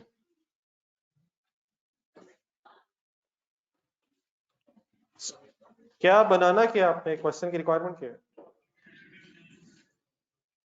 Statement of profit and loss का कोई स्टार्ट से एंड तक फॉर्मेट रिवाइज करवा देंगे जरा मुझे, कहां से शुरू करेंगे, फिर क्या ढूंढेंगे, फिर क्या निकाल के क्या ढूंढेंगे, प्रॉफिट निकाल के अदर इनकम को ढूंढेंगे, अदर इनकम के बाद सेलिंग एडमेंट ढूंढेंगे, फिर ढूंढेंगे और क्या फाइनेंशियल चार्जेस वगैरह है या नहीं है, और इंशाल्लाह फिर एंड में प्रॉफिट या लॉस कैलकुलेट कर देंगे। प्लीज कर देंगे सर, आ जाए, बिस्मिल्लाह पढ़ें, बिजनेस नेम ही बता दें।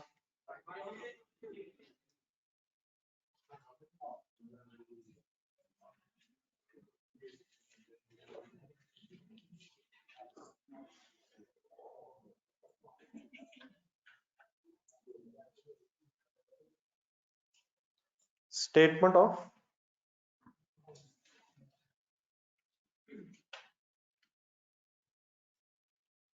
प्रॉफिट और loss for the year and में शायद रिक्वायरमेंट में नहीं, ऊपर उसने बताया हुआ था ढूंढे, 30 जून 7 को कह रहा था ढूंढे, ये किस साल का डाटा था, ऊपर शायद पॉइंट 1 के नीचे, हाँ जी क्वेश्चन के अंदर ही शायद फर्स्ट पैराग्राफ के एंड पे 30 जून 7 फॉर द ईयर एंडेड।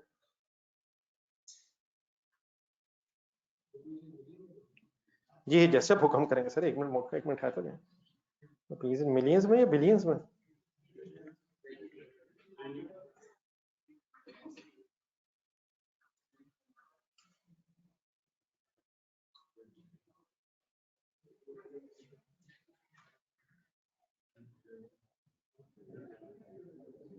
बताइए किसने कहा कि बाय प्रोडक्ट वो होती है जो मेन से फर्दर प्रोसेस हो, प्लीज खुदा के लिए प्लीज। बाय प्रोडक्ट सिंपली वो होती है जो इनसिग्निफिकेंट वैल्यू आइटम होती है, और एग्जाम में मैंने आपसे कहा था ये डिसीजन आपने खुद नहीं लेना, ये एग्जामिनर लेगा। बाय प्रोडक्ट वो हरगिज नहीं होती जो मेन प्रोडक्ट से फर्दर प्रोसेस हो, अल्लाह रहम करे, मेन प्रोडक्ट फर्दर प्रोसेस होकर फर्दर रिफाइंड फॉर्म में आ जाती है। इनसिग्निफिकेंट वैल्यू आइटम अगर कोई हो तो वो बाय प्रोडक्ट होती है, लेकिन मैंने आपसे रिक्वेस्ट की थी कि ये डिसीजन एग्जामिनर खुद बताएगा, लेगा, वो किसको ज्वाइंट करना चाहता है, किसको बाय प्रोडक्ट करना चाहता है, इसका हमें कॉन्सेप्चुअली तो पता होना चाहिए, लेकिन ये डिसीजन एग्जामिनर इंशाल्लाह खुद ही एग्जाम में लेगा। तो फर्दर प्रोसेसिंग तो किसकी होती है, जब मेन प्रोडक्ट होगी उसको फर्दर प्रोसेस करेंगे, और क्या फर्दर प्रोसेस करने के बाद वो इमटेरियल हो जाएगी, वो फाइनल रिफाइंड फॉर्म में आ जाएगी, जिसमें अभी पिछले क्वेश्चन में प्रोडक्ट बी और सी है। जी सर, इस क्वेश्चन में सबसे इंपॉर्टेंट डिसीजन जी प्लीज सर, साथ वाले के साथ नहीं प्लीज। क्वेश्चन की रिक्वायरमेंट देखें, आपसे कहा जा रहा है each of the 3 main products, अपने प्रॉफिट लॉस स्टेटमेंट बनानी है, identifying profit and loss of each 3 main products. तो सबसे पहले मेन प्रोडक्ट्स के नाम बताएं जिनका प्रॉफिट कैलकुलेट होगा। यकीनन joint products A B C ही हैं, लेकिन वो कौन सी प्रोडक्ट्स हैं जिन्हें बेच के प्रॉफिट हो रहा है? ए को बेचा जा रहा है, देखा जरा डाटा, ए की कुछ सेल हो रही है, बी की, लेकिन बेटा सी को शायद एज इट इज नहीं बेचा जा रहा, सी को बनाने के बाद प्रोसेस करके जी में कन्वर्ट करके बेचा जा रहा है। तो प्रॉफिटेबिलिटी सी की कैलकुलेट नहीं होगी, प्रॉफिटेबिलिटी सी की बजाय जी के एंगल से कैलकुलेट होगी। लेकिन डेफिनेटली जी बेचना है तो क्या उसके लिए सी को बनाना, तो द प्रोडक्ट्स जिनका प्रॉफिट या लॉस निकलेगा उनके नाम है ए बी एंड जी। लिख दो जी, एनी कंफ्यूजन? 3 कॉलम्स खोलें, लेफ्ट साइड पे स्पेस रखें सेल, कॉस्ट ऑफ सेल वगैरह के लिए। कॉलम्स की बना रहा हूं, identifying separately the profitability of each of the main 3 main products. Any confusion in this C and Z? Total उससे मांगा नहीं है, लेकिन अगर कहते हैं तो बना लेते हैं। मेरा ख्याल आइडेंटिफाइंग सेपरेटली बना लें,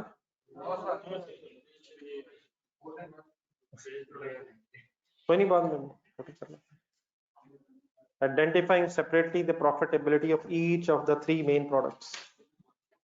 हम ऑन यार, क्या हो गया भाई की अच्छी ख्वाहिश है तो इतना बुरा नहीं ख्वाहिश।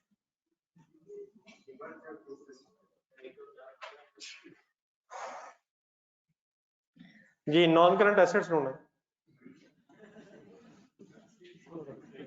हर चीज पे ध्यान है। मैंने कहा शायद finally statement of financial position ही बनानी है। जी हुक्म करें सर, क्या ढूंढे? फुल कंसंट्रेट प्लीज, क्या ढूंढो? सेल्स लिखे जी। ये कैसे फिगर आती है जी सेल्स की? नंबर ऑफ यूनिट्स सोल्ड,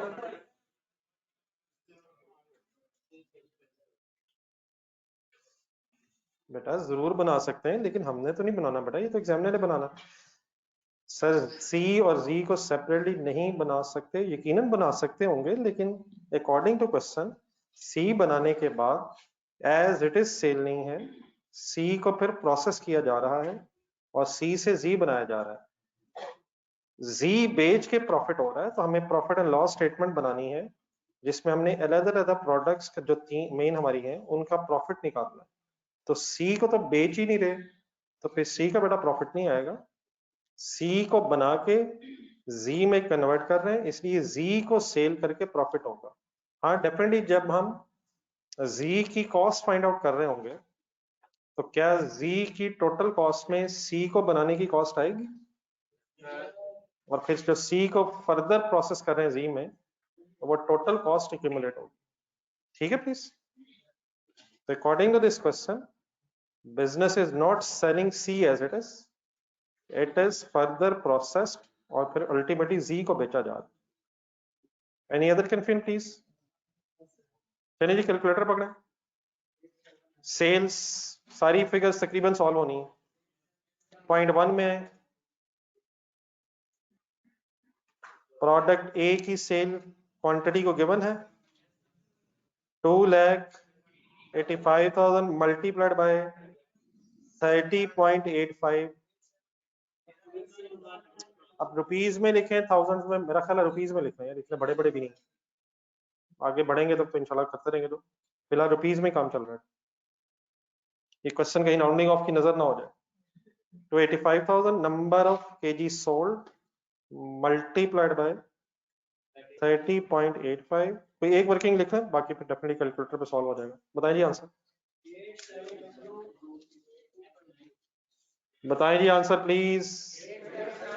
हम कैसे बताएं, बोर्ड पे नजर ही नहीं आ रहा, प्लीज सॉल्व करें। 8792 250 बी की वर्किंग करवाएं। 212 सोल्ड लेने हैं, प्रोड्यूस लेने हैं। 212,000 2,12,000 मल्टीप्लाइड बाय 40.38560560 ठीक है। सारी वर्किंग्स जरूरी नहीं लिखनी, लेकिन एक जरूर लिखना है जी। जी की ढूंढना है बेटा, इस तरह प्लीज करें, कंसंट्रेट करें। ये एक ही क्वेश्चन करने के बाद इंशाल्लाह गेम आपके हाथ में आ सकती है। हाँ जी, सेल ऑफ जी स्टेट में गिवन है पॉइंट नंबर 4 में 3,003,300 यही है। क्वांटिटी सोल्ड की सेल वैल्यू दी हुई है 3,003,300 और साथ लिख रहे हैं जरा गिवन ए और बी की क्वांटिटीज और सेल प्राइस पर केजी दी हुआ था, और क्वांटिटी ऑफ जी तो दी हुई थी लेकिन साथ सेल वैल्यूज उसने सारी दे दी है। ये बड़ा आपको मिल गया ऑनलाइन सोर्स फिगर्स।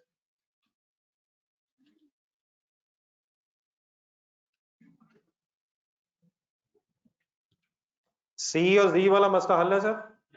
क्या मैं ये कहना चाह रहा हूँ सी बना नहीं रहे? मैं क्या कह रहा हूँ, सी को एज इट बना तो रहे लेकिन एज इट इज बेचने की बजाय जी में कन्वर्ट करके बेच रहे हैं। एनी कंफ्यूजन जी प्लीज? नेक्स्ट स्टडी बोले। बिल्कुल ठीक है। Sale less cost of sales, manufacturing business की कॉस्ट ऑफ सेल्स या ट्रेडिंग बिजनेस की? हमें क्या पता। आई होप के मैं सवाल पढ़ के पता चल गया हुआ है। क्या चीजें खरीद के बेचने या बना के? वाई इट इज इंपॉर्टेंट कि हमें इस वक्त ये डिसीजन लेना हो। अगर मैन्युफैक्चरिंग बिजनेस है तो अब क्या ढूंढना है? Opening stock of what? Finish goods. Finish goods पहले एक फिर plus cost of goods manufactured minus closing stock of finish goods. हिम्मत कीजिएगा जरा। Opening stock of finish goods ढूंढना है।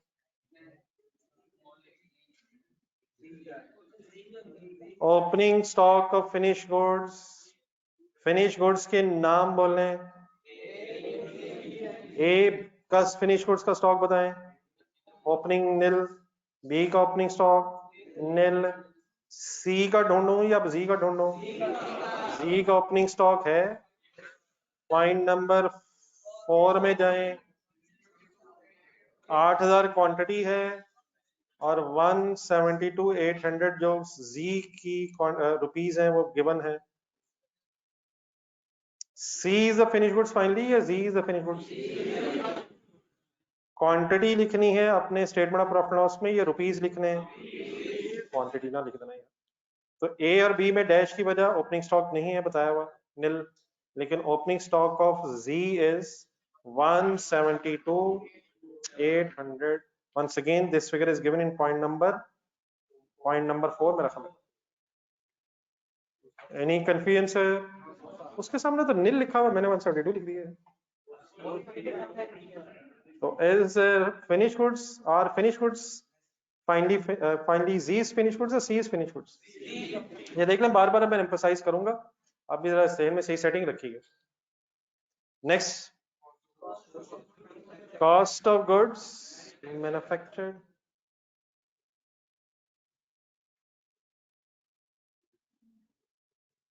देखें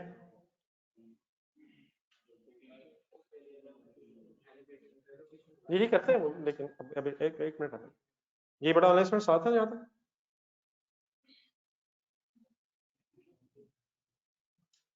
ये नहीं कंफ्यूजन प्लीज। किसकी cost of goods manufactured? Finish goods की। कौन सी फिनिश गुड्स की? ए बी एंड सी ढूंढे ढूंढे ढूंढे ढूंढे कर लेते हैं टोटल जिसका कहते हैं। कॉस्ट ऑफ गुड्स मैन्युफैक्चर्ड ढूंढे, कहाँ है cost of goods manufactured? Point numbers बोले कहाँ है? पॉइंट 1 में जी। लेकिन पहले फर्स्ट पैराग्राफ दोबारा पढ़ना जरा। ए और बी आर सोल्ड इमीडिएटली, हाँ जी, while C is further processed, ऐसे ही। अब कॉस्ट कहाँ कहाँ है? पॉइंट नंबर 2 में कोई कॉस्ट नजर आती है? ये क्या है? 3 में कुछ नजर आता है? ये क्या है? पॉइंट 2 में किसकी कॉस्ट है?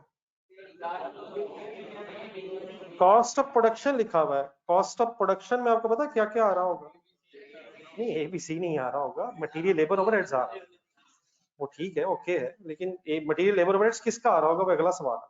पहले मैंने जरा याद दहानी करवाई, cost of production means material labour overheads इकट्ठा आ रहा है, तो शायद वो जो cost of goods manufactured statement की वर्किंग है वो शायद यहाँ जरूरी नहीं है, प्रोडक्शन कॉस्ट बता दी उसने, शायद बस इसे हमें A, B और C पे एलोकेट करना है।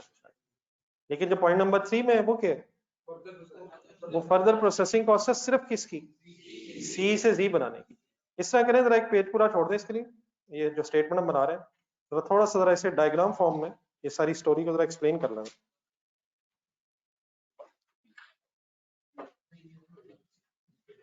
थोड़ा जरा ये क्वेश्चन जो है जरा सीक्वेंस में हमारे सामने आ जाए, ये पहले क्या हो रहा है, फिर क्या हो रहा है, और फिर क्या क्या हो ही जा रहा है।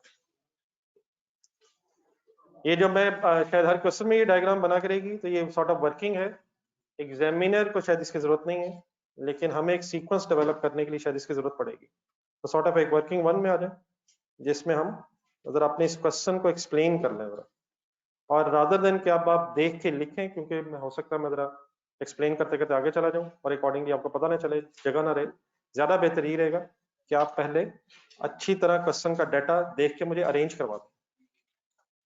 जी सर, सबसे पहले sort of A common process है, ऐसे ही सर। इस कॉमन प्रोसेस का कोई खर्चा पता?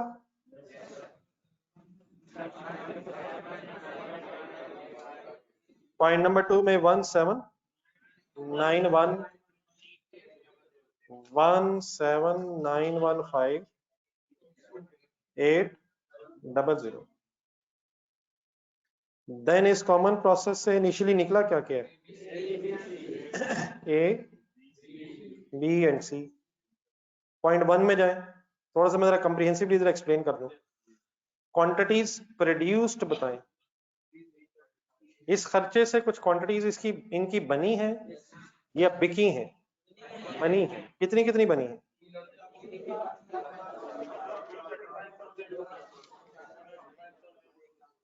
335,000 केजीज बने हैं,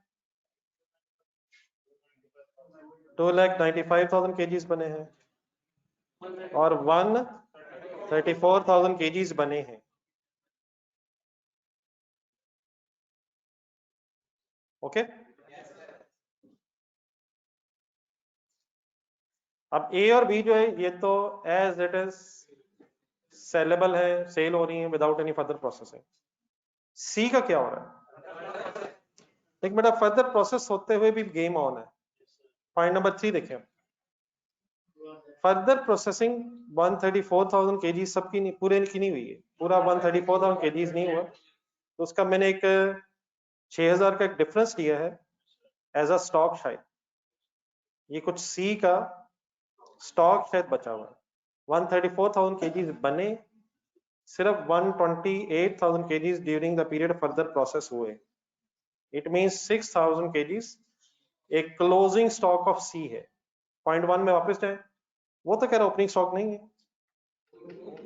तो ओपनिंग तो ठीक है नहीं है, लेकिन 134 अगर बना है और 128 फर्दर प्रोसेस हुआ ड्यूरिंग द पीरियड, तो इसका मतलब 6,000 केजी ऐसे हैं सी के जो बन तो गए हैं, लेकिन फर्दर प्रोसेस ना होने की वजह से एज इट इज सी के स्टॉक में पड़े हुए। सी जो असल में ना, थोड़ा सा अगर हम और जरा डेप्थ में सोच लें, सी और जी के एंगल से जी फाइनली फिनिश गुड्स है, और C is sort of a raw material for G, sort of a raw material. लेकिन नॉर्मली शायद रॉ मटेरियल हम परचेज कर रहे होते हैं, यहाँ भी शायद हम अपना जो initially C sort of raw material पहले बना रहे हैं और उसको फिर फर्दर रिफाइन करके फिनिश गुड्स बना रहे हैं। क्लियर है please? 6,000, it is a difference between 134 and 128, तो 128,000 केजीज जो है वो फिर फर्दर प्रोसेस हुए हैं। और एक सेकंड जरा, फर्दर प्रोसेसिंग करते हुए पॉइंट नंबर 3 देखें, कोई फर्दर कॉस्ट आई है? इस फर्दर प्रोसेसिंग में डायरेक्ट लेबर कॉस्ट आई है, ये जरा डाटा लिखवाइएगा जरा। 558,500 कौन से पॉइंट में कह रहा हूँ? 558,500। फिर प्रोडक्शन ओवरहेड्स इंकर हुए हैं 2,44,700। एक सेकंड कैलकुलेटर पकड़े यहाँ।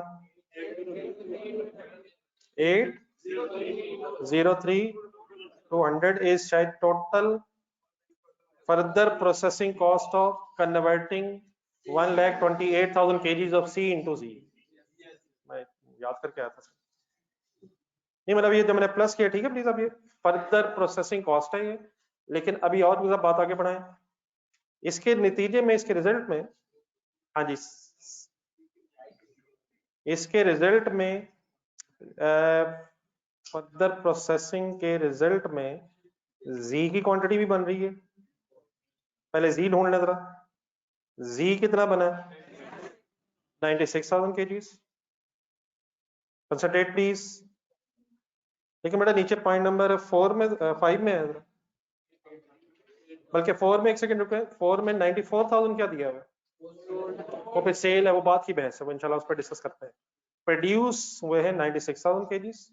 अब 5 में आया, इसी फर्दर प्रोसेसिंग के रिजल्ट में फिर एक बाय प्रोडक्ट भी बनी है by the name of V. अब बाय प्रोडक्ट हम इसे क्यों कह रहे हैं? क्योंकि इसे एग्जामिनर ने कहा है, अपनी तरफ से ये डिसीजन हमारे नहीं है। बाय प्रोडक्ट और जॉइंट प्रोडक्ट के डिसीजन एग्जामिनर हमें बताएगा। तो वी को वो बाय प्रोडक्ट कह रहा है और इसकी कितनी क्वांटिटी बता रहा है? 8,000 kgs इस वी के प्रोड्यूस हुए हैं। ओके है प्लीज, बात जरा कंप्लीट करना जरा। अब इस बाय प्रोडक्ट को कॉस्ट तो एलोकेट होनी नहीं है, लेकिन क्या इसकी कोई रिकवरी वैल्यू दी हुई है? कितनी दी हुई है? 10 रुपीज पर केजी है। तो अगर इसकी रिकवरी वैल्यू कैलकुलेट करो तो recovery value of the by product is 8,000 kgs है और मल्टीप्लाइड बाय 10 है, तो 80,000 rupees is the recovery value of the by product. Sentence जरा पूरा करें जो पॉइंट नंबर 5 का दूसरा है प्लीज। अब इसका ट्रीटमेंट बताएं, एग्जामिनर क्या कह रहा है?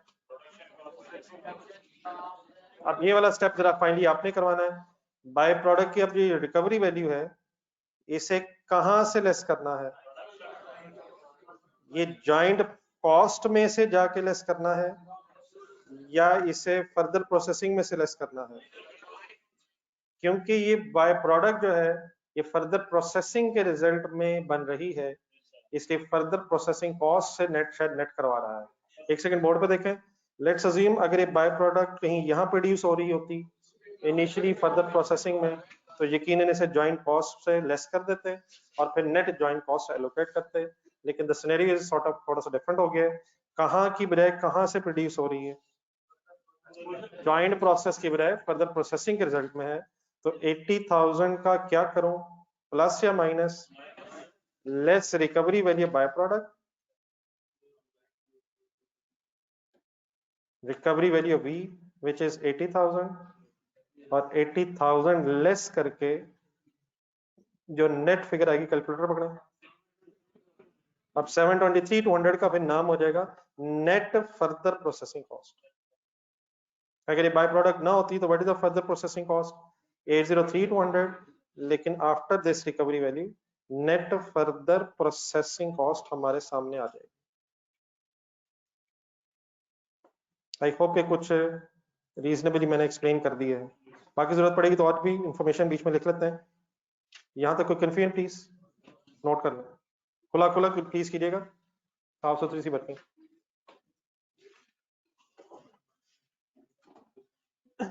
ये बेटा ऑनलाइन स्टूडेंट्स आपको क्लियर?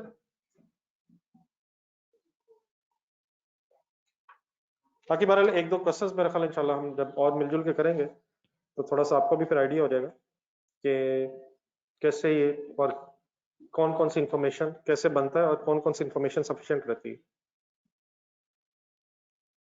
इमीडिएटली इस वक्त ऐसे ज्यादा फोकस ही होना चाहिए कि जो चीजें डिस्कस हो रही हैं वो सही तरह समझ आ जाए।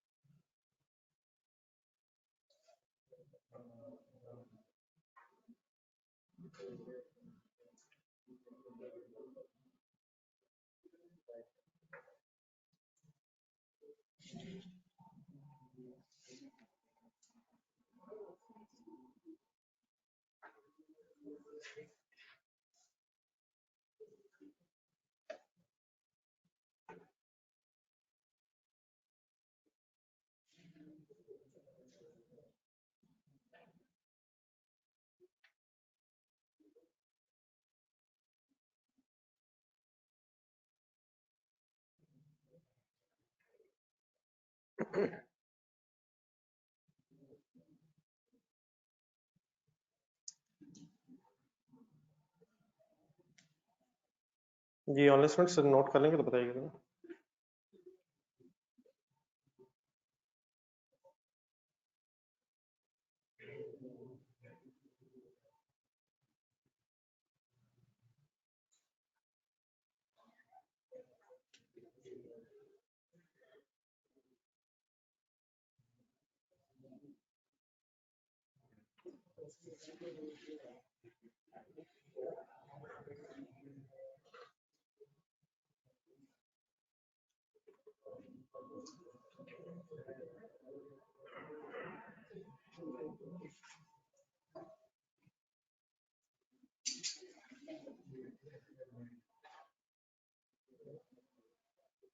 मेरी सजेशन ये है कि इस सबको जरा दोबारा क्वेश्चन के साथ रख के एक दफा जिन्होंने नोट कर लिए रिवाइज कर लें, कोई पॉइंट आपके जहन में आता। वैसे तो होपफुली आपने बनवाया मुझे, लेकिन एक दफा दोबारा जरा लिंक कर लें सारी फिगर्स।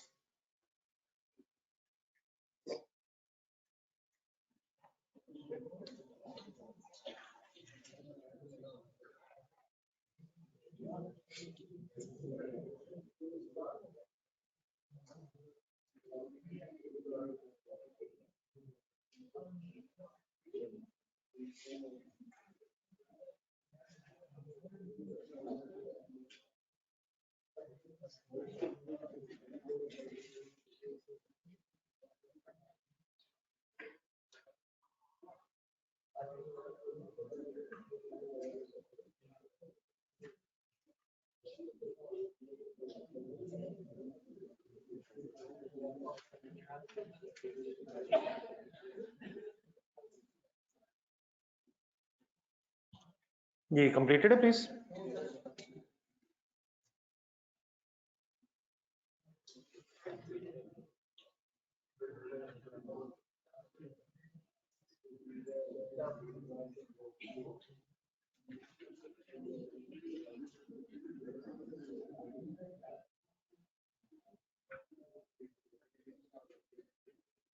नहीं बेटा, 28,000 आपने से फिगर पे सही कैलकुलेट नहीं किए। ये आपका जो क्वेश्चन है मैं समझ गया हूँ, लेकिन आपका फिर क्वेश्चन ये होना चाहिए कि 24,000 कहाँ गया। 28 नहीं 24 है ये।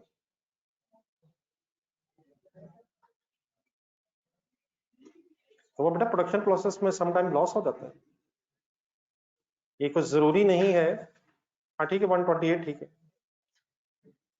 आइडियल सिचुएशन यही है कि जितने केजीज इन हो उतने ही केजी आउट हो जाए, लेकिन कुछ प्रोडक्शन प्रोसेसेस ऐसे होते हैं जिसमें वेस्टेजेस आ जाती है, वेस्टेज हो जाती है, एवेपोरेशन भी हो सकती है, वेस्टेज भी हो जाती है। तो ये कुछ जरूरी नहीं कि एग्जैक्टली जितने केजी इन हुए उतने ही केजी प्रोडक्शन प्रोसेस से आउट भी हो जाए। असूलन आइडियली तो यही होना चाहिए, लेकिन वेस्टेजेस की वजह से प्रोडक्शन प्रोसेस समटाइम्स ऐसे होता है कि चीजें प्रोसेस के अंदर वेस्ट हो जाती हैं। तो अगर हमें कोई फर्दर इंफॉर्मेशन नहीं बताई हुई तो इसका मतलब फिर कुछ इस प्रोसेस में वेस्टेज लग रही है। ये नोटेड है बेटा प्लीज, नोटेड है सर। पिछला पेज निकालें जहाँ प्रॉफिट लॉस स्टेटमेंट बना रहे थे, क्या करने लगे थे? कॉस्ट ऑफ सेल निकालते हुए cost of goods manufactured find out करने लगे थे, और कॉस्ट ऑफ गुड्स मैन्युफैक्चर्ड करते हुए मैंने आपसे जरा क्वेश्चन का डाटा अरेंज करवा दिया है। फुल कंसंट्रेट करें, दोबारा डायग्राम देखें। आपको कहीं नजर आ रही है कॉस्ट ऑफ गुड्स मैन्युफैक्चर्ड?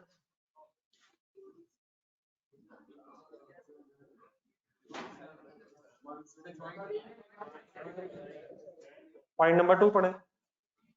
आपको कहीं कॉस्ट ऑफ गुड्स मैन्युफैक्चर्ड नजर आ रही है? आपको बेटा प्रोडक्शन कॉस्ट नजर आ रही? कॉस्ट ऑफ प्रोडक्शन कॉस्ट, क्या प्रोडक्शन कॉस्ट में और कॉस्ट ऑफ गुड्स मैन्युफैक्चर्ड में डिफरेंस हो सकता है? हिम्मत करो जवानी, हिम्मत हिम्मत हिम्मत। Cost of goods manufactured statement जरा तरतीब से बोलें समराइज फॉर्म में। सबसे पहले क्या आता है? नॉमिनल कंज्यूम्ड आता है, डायरेक्ट लेबर आती है, फैक्ट्री ओवरहेड्स पे रुकना है सर, रुकना है यहाँ। फैक्ट्री ओवरहेड्स का टोटल करके रुक जाएंगे तो टोटल आ जाएगा। पॉइंट नंबर 2 में ये टोटल दिया, material labour overheads initially leather देने के बजाय उसने एक टोटल फिगर दे दी है। यकीनन इसके बाद फिर ओपनिंग वर्क इन प्रोसेस और क्लोजिंग वर्क इन प्रोसेस हो सकता है, लेकिन उसकी अगर हम क्वेश्चन गौर से हमने पढ़ लिया हुआ सारा, वर्क इन प्रोसेसेस की इंफॉर्मेशन ना होने की वजह से ये production cost of goods manufactured भी है। लेकिन दोबारा डायग्राम देखें, शायद ये कॉस्ट ऑफ गुड्स मैन्युफैक्चर्ड में ए और बी की तो 100% कॉस्ट शामिल है सर। वो क्यों? कोई फर्दर प्रोसेसिंग नहीं है, यही इसी के अंदर उनका सारा खर्चा शामिल है। लेकिन जब जी की बहस करेंगे तो जी का कुछ खर्चा उसमें भी है जो सी को बनाने तक आया है, लेकिन उसमें फिर फर्दर प्रोसेसिंग कॉस्ट शायद ऐड होनी चाहिए। तो क्या इस वक्त हमें कोई एलोकेशन टेबल बनाने की जरूरत पड़ गई है ताकि हम इस टोटल 17 मिलियन समथिंग को ए बी और सी में इनिशियली एलोकेट कर दें? क्वेश्चन में ढूंढे कि आपको कोई एग्जामिनर ने एलोकेशन ऑफ जॉइंट कॉस्ट का कोई वे बताया है? कौन सा पॉइंट प्लीज, कौन सा पॉइंट प्लीज? पॉइंट नंबर ढूंढने काइंडली। पॉइंट नंबर 6 में कॉस्ट ऑफ प्रोडक्शन को अमंग एबीसी एलोकेट करने का वेट ऑफ आउटपुट मेथड उसने हमें बताया है। तो अब आ जाए जरा वर्किंग नंबर 2 करें। अगर हम ये एलोकेशन कर लें तो ए और बी की तो 100% कॉस्ट ऑफ गुड्स मैन्युफैक्चर्ड आ जाएगी, लेकिन जी के लिए शायद हमें को फर्दर वर्किंग करनी पड़ेगी। तो why I am preparing this allocation table, ताकि टोटल मैन्युफैक्चरिंग कॉस्ट ब्रेक हो जाए बिटवीन द जॉइंट प्रोडक्ट्स और हम फिर उसकी अलग अलग फिगर सॉल्व कर सकें।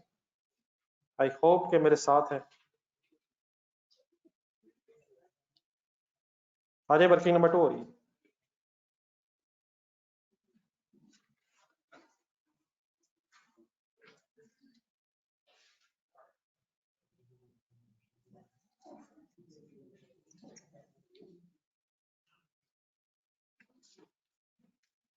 हर गुजरते दिन के साथ साथ हमारा अंडरस्टैंडिंग का लेवल बढ़ना चाहिए। हर गुजरते दिन के बाद आपको ये महसूस होना चाहिए कि यार जो कल बात हुई थी वो तो बहुत आसान थी।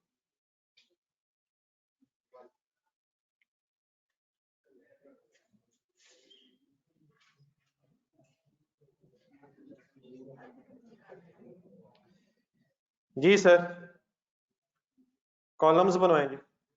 सबसे पहले प्लीज यार बस करें यार, मोहल्ला तो ना बदलें यार, क्या हो गया? गली भी बदल ली, साथ वाले के साथ काफी शुरू से लेके गेम चल रही थी, पता ही नहीं चलने दिया आपने, और गली भी चेंज होगी। प्रोडक्ट्स के नाम लिखवाएं। नेक्स्ट कॉलम कौन सा होता है ये प्लीज आप फाइनल करेंगे चीजें। सही कह रहे हैं सर, लेकिन यही रुक जाए जरा। अच्छा हो गया ये सवाल आज ही आ गया, मेरा तो ख्याल से कुछ दिन बाद आएगा। जी यूनिट्स प्रोड्यूस मैंने लिखा, तो भाई ने कहा है केजीस प्रोड्यूस होना चाहिए।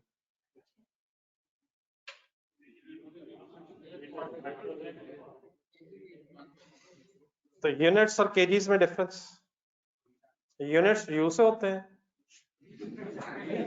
तो एक तो मैंने बता दिए, और बस इसके बाद मजाक नहीं, सीरियस, क्योंकि इस तरह का पॉइंट शायद अगर कभी दोबारा आए तो हम शायद टाइम वेस्ट करेंगे। ये बट हम बार बार ना एक लफ्ज बोल के यूनिट्स यूनिट्स यूनिट्स यूनिट्स जरा ज्यादा यूज टू हो गए हैं। आप बताएं यूनिट क्या होता है?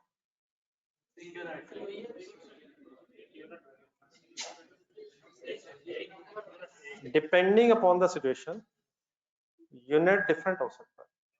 तो अगर मैं ये कहूं कि इस क्वेश्चन में केजीज में यूनिट्स दिए हुए हैं,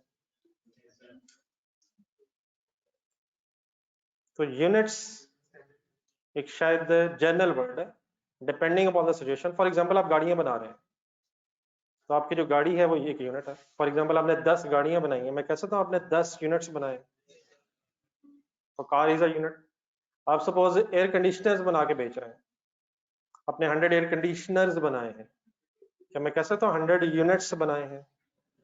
आप प्रोडक्शन केजीज में कर रहे हैं, आपने सपोज 1 लाख केजीज बनाए हैं, तो क्या मैं कह सकता हूँ 1 लाख यूनिट्स बनाए हैं?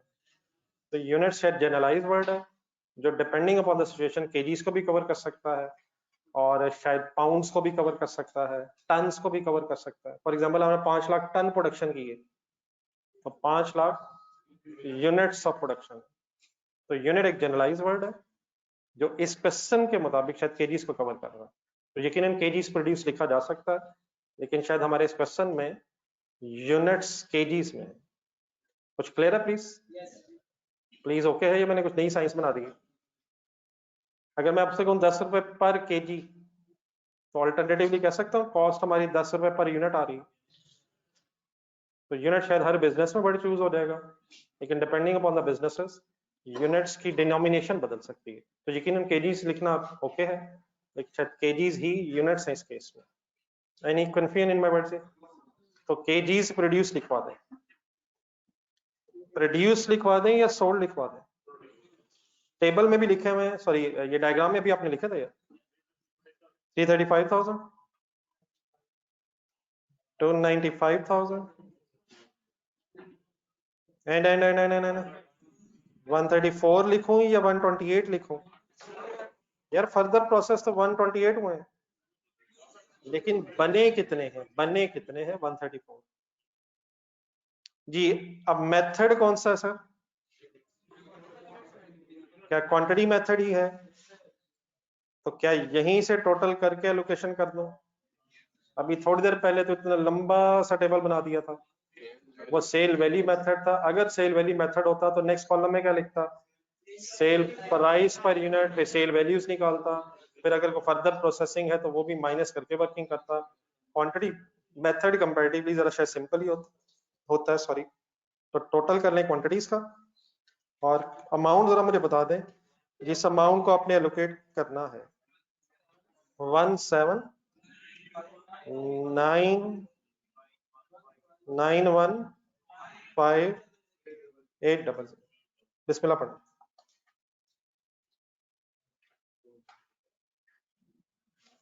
जी। ऑनलाइन स्टूडेंट्स ठीक है प्लीज?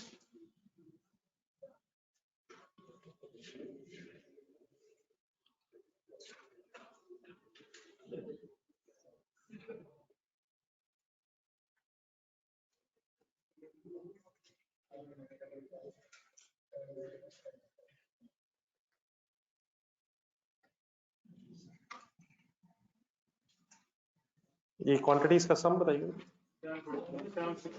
764,000।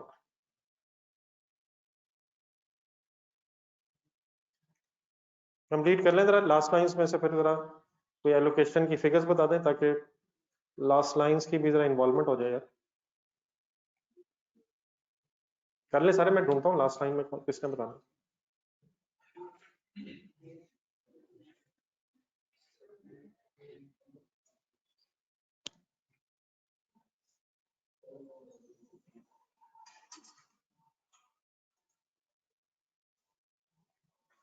आपकी दोस्ती यारी से अल्लाह रहम करे, मुझे कोई इतराज नहीं है। अल्लाह ताला ये दोस्तियां हमेशा कायम व दायम रखे। लेकिन बेटा क्लास में मेरा ख्याल ये है, अकाउंटिंग्स की क्लास में खास तौर पर जब कैलकुलेशंस हो रही होती हैं, तो अगर कंसंट्रेशन ना हो तो शायद फिर गेम ओवर हो जाती है। एक एक फिगर कैसे आई, कहाँ से आई, इट इज इम्पोर्टेंट कि आपको सही समझ आए ताकि नेक्स्ट क्वेश्चंस पर आप इंडिविजुअली कर सकें।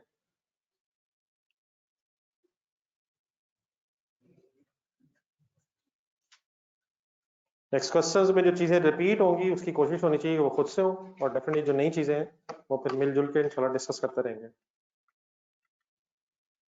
ये होगी जी एलोकेशन। पहली फिगर क्योंकि ऑनलाइन स्टूडेंट्स ने बता दी है, इसलिए उनकी मैं लिख रहा हूँ 878555750। दूसरी फिगर मैं खुद ही लिख देता हूँ 6917,750।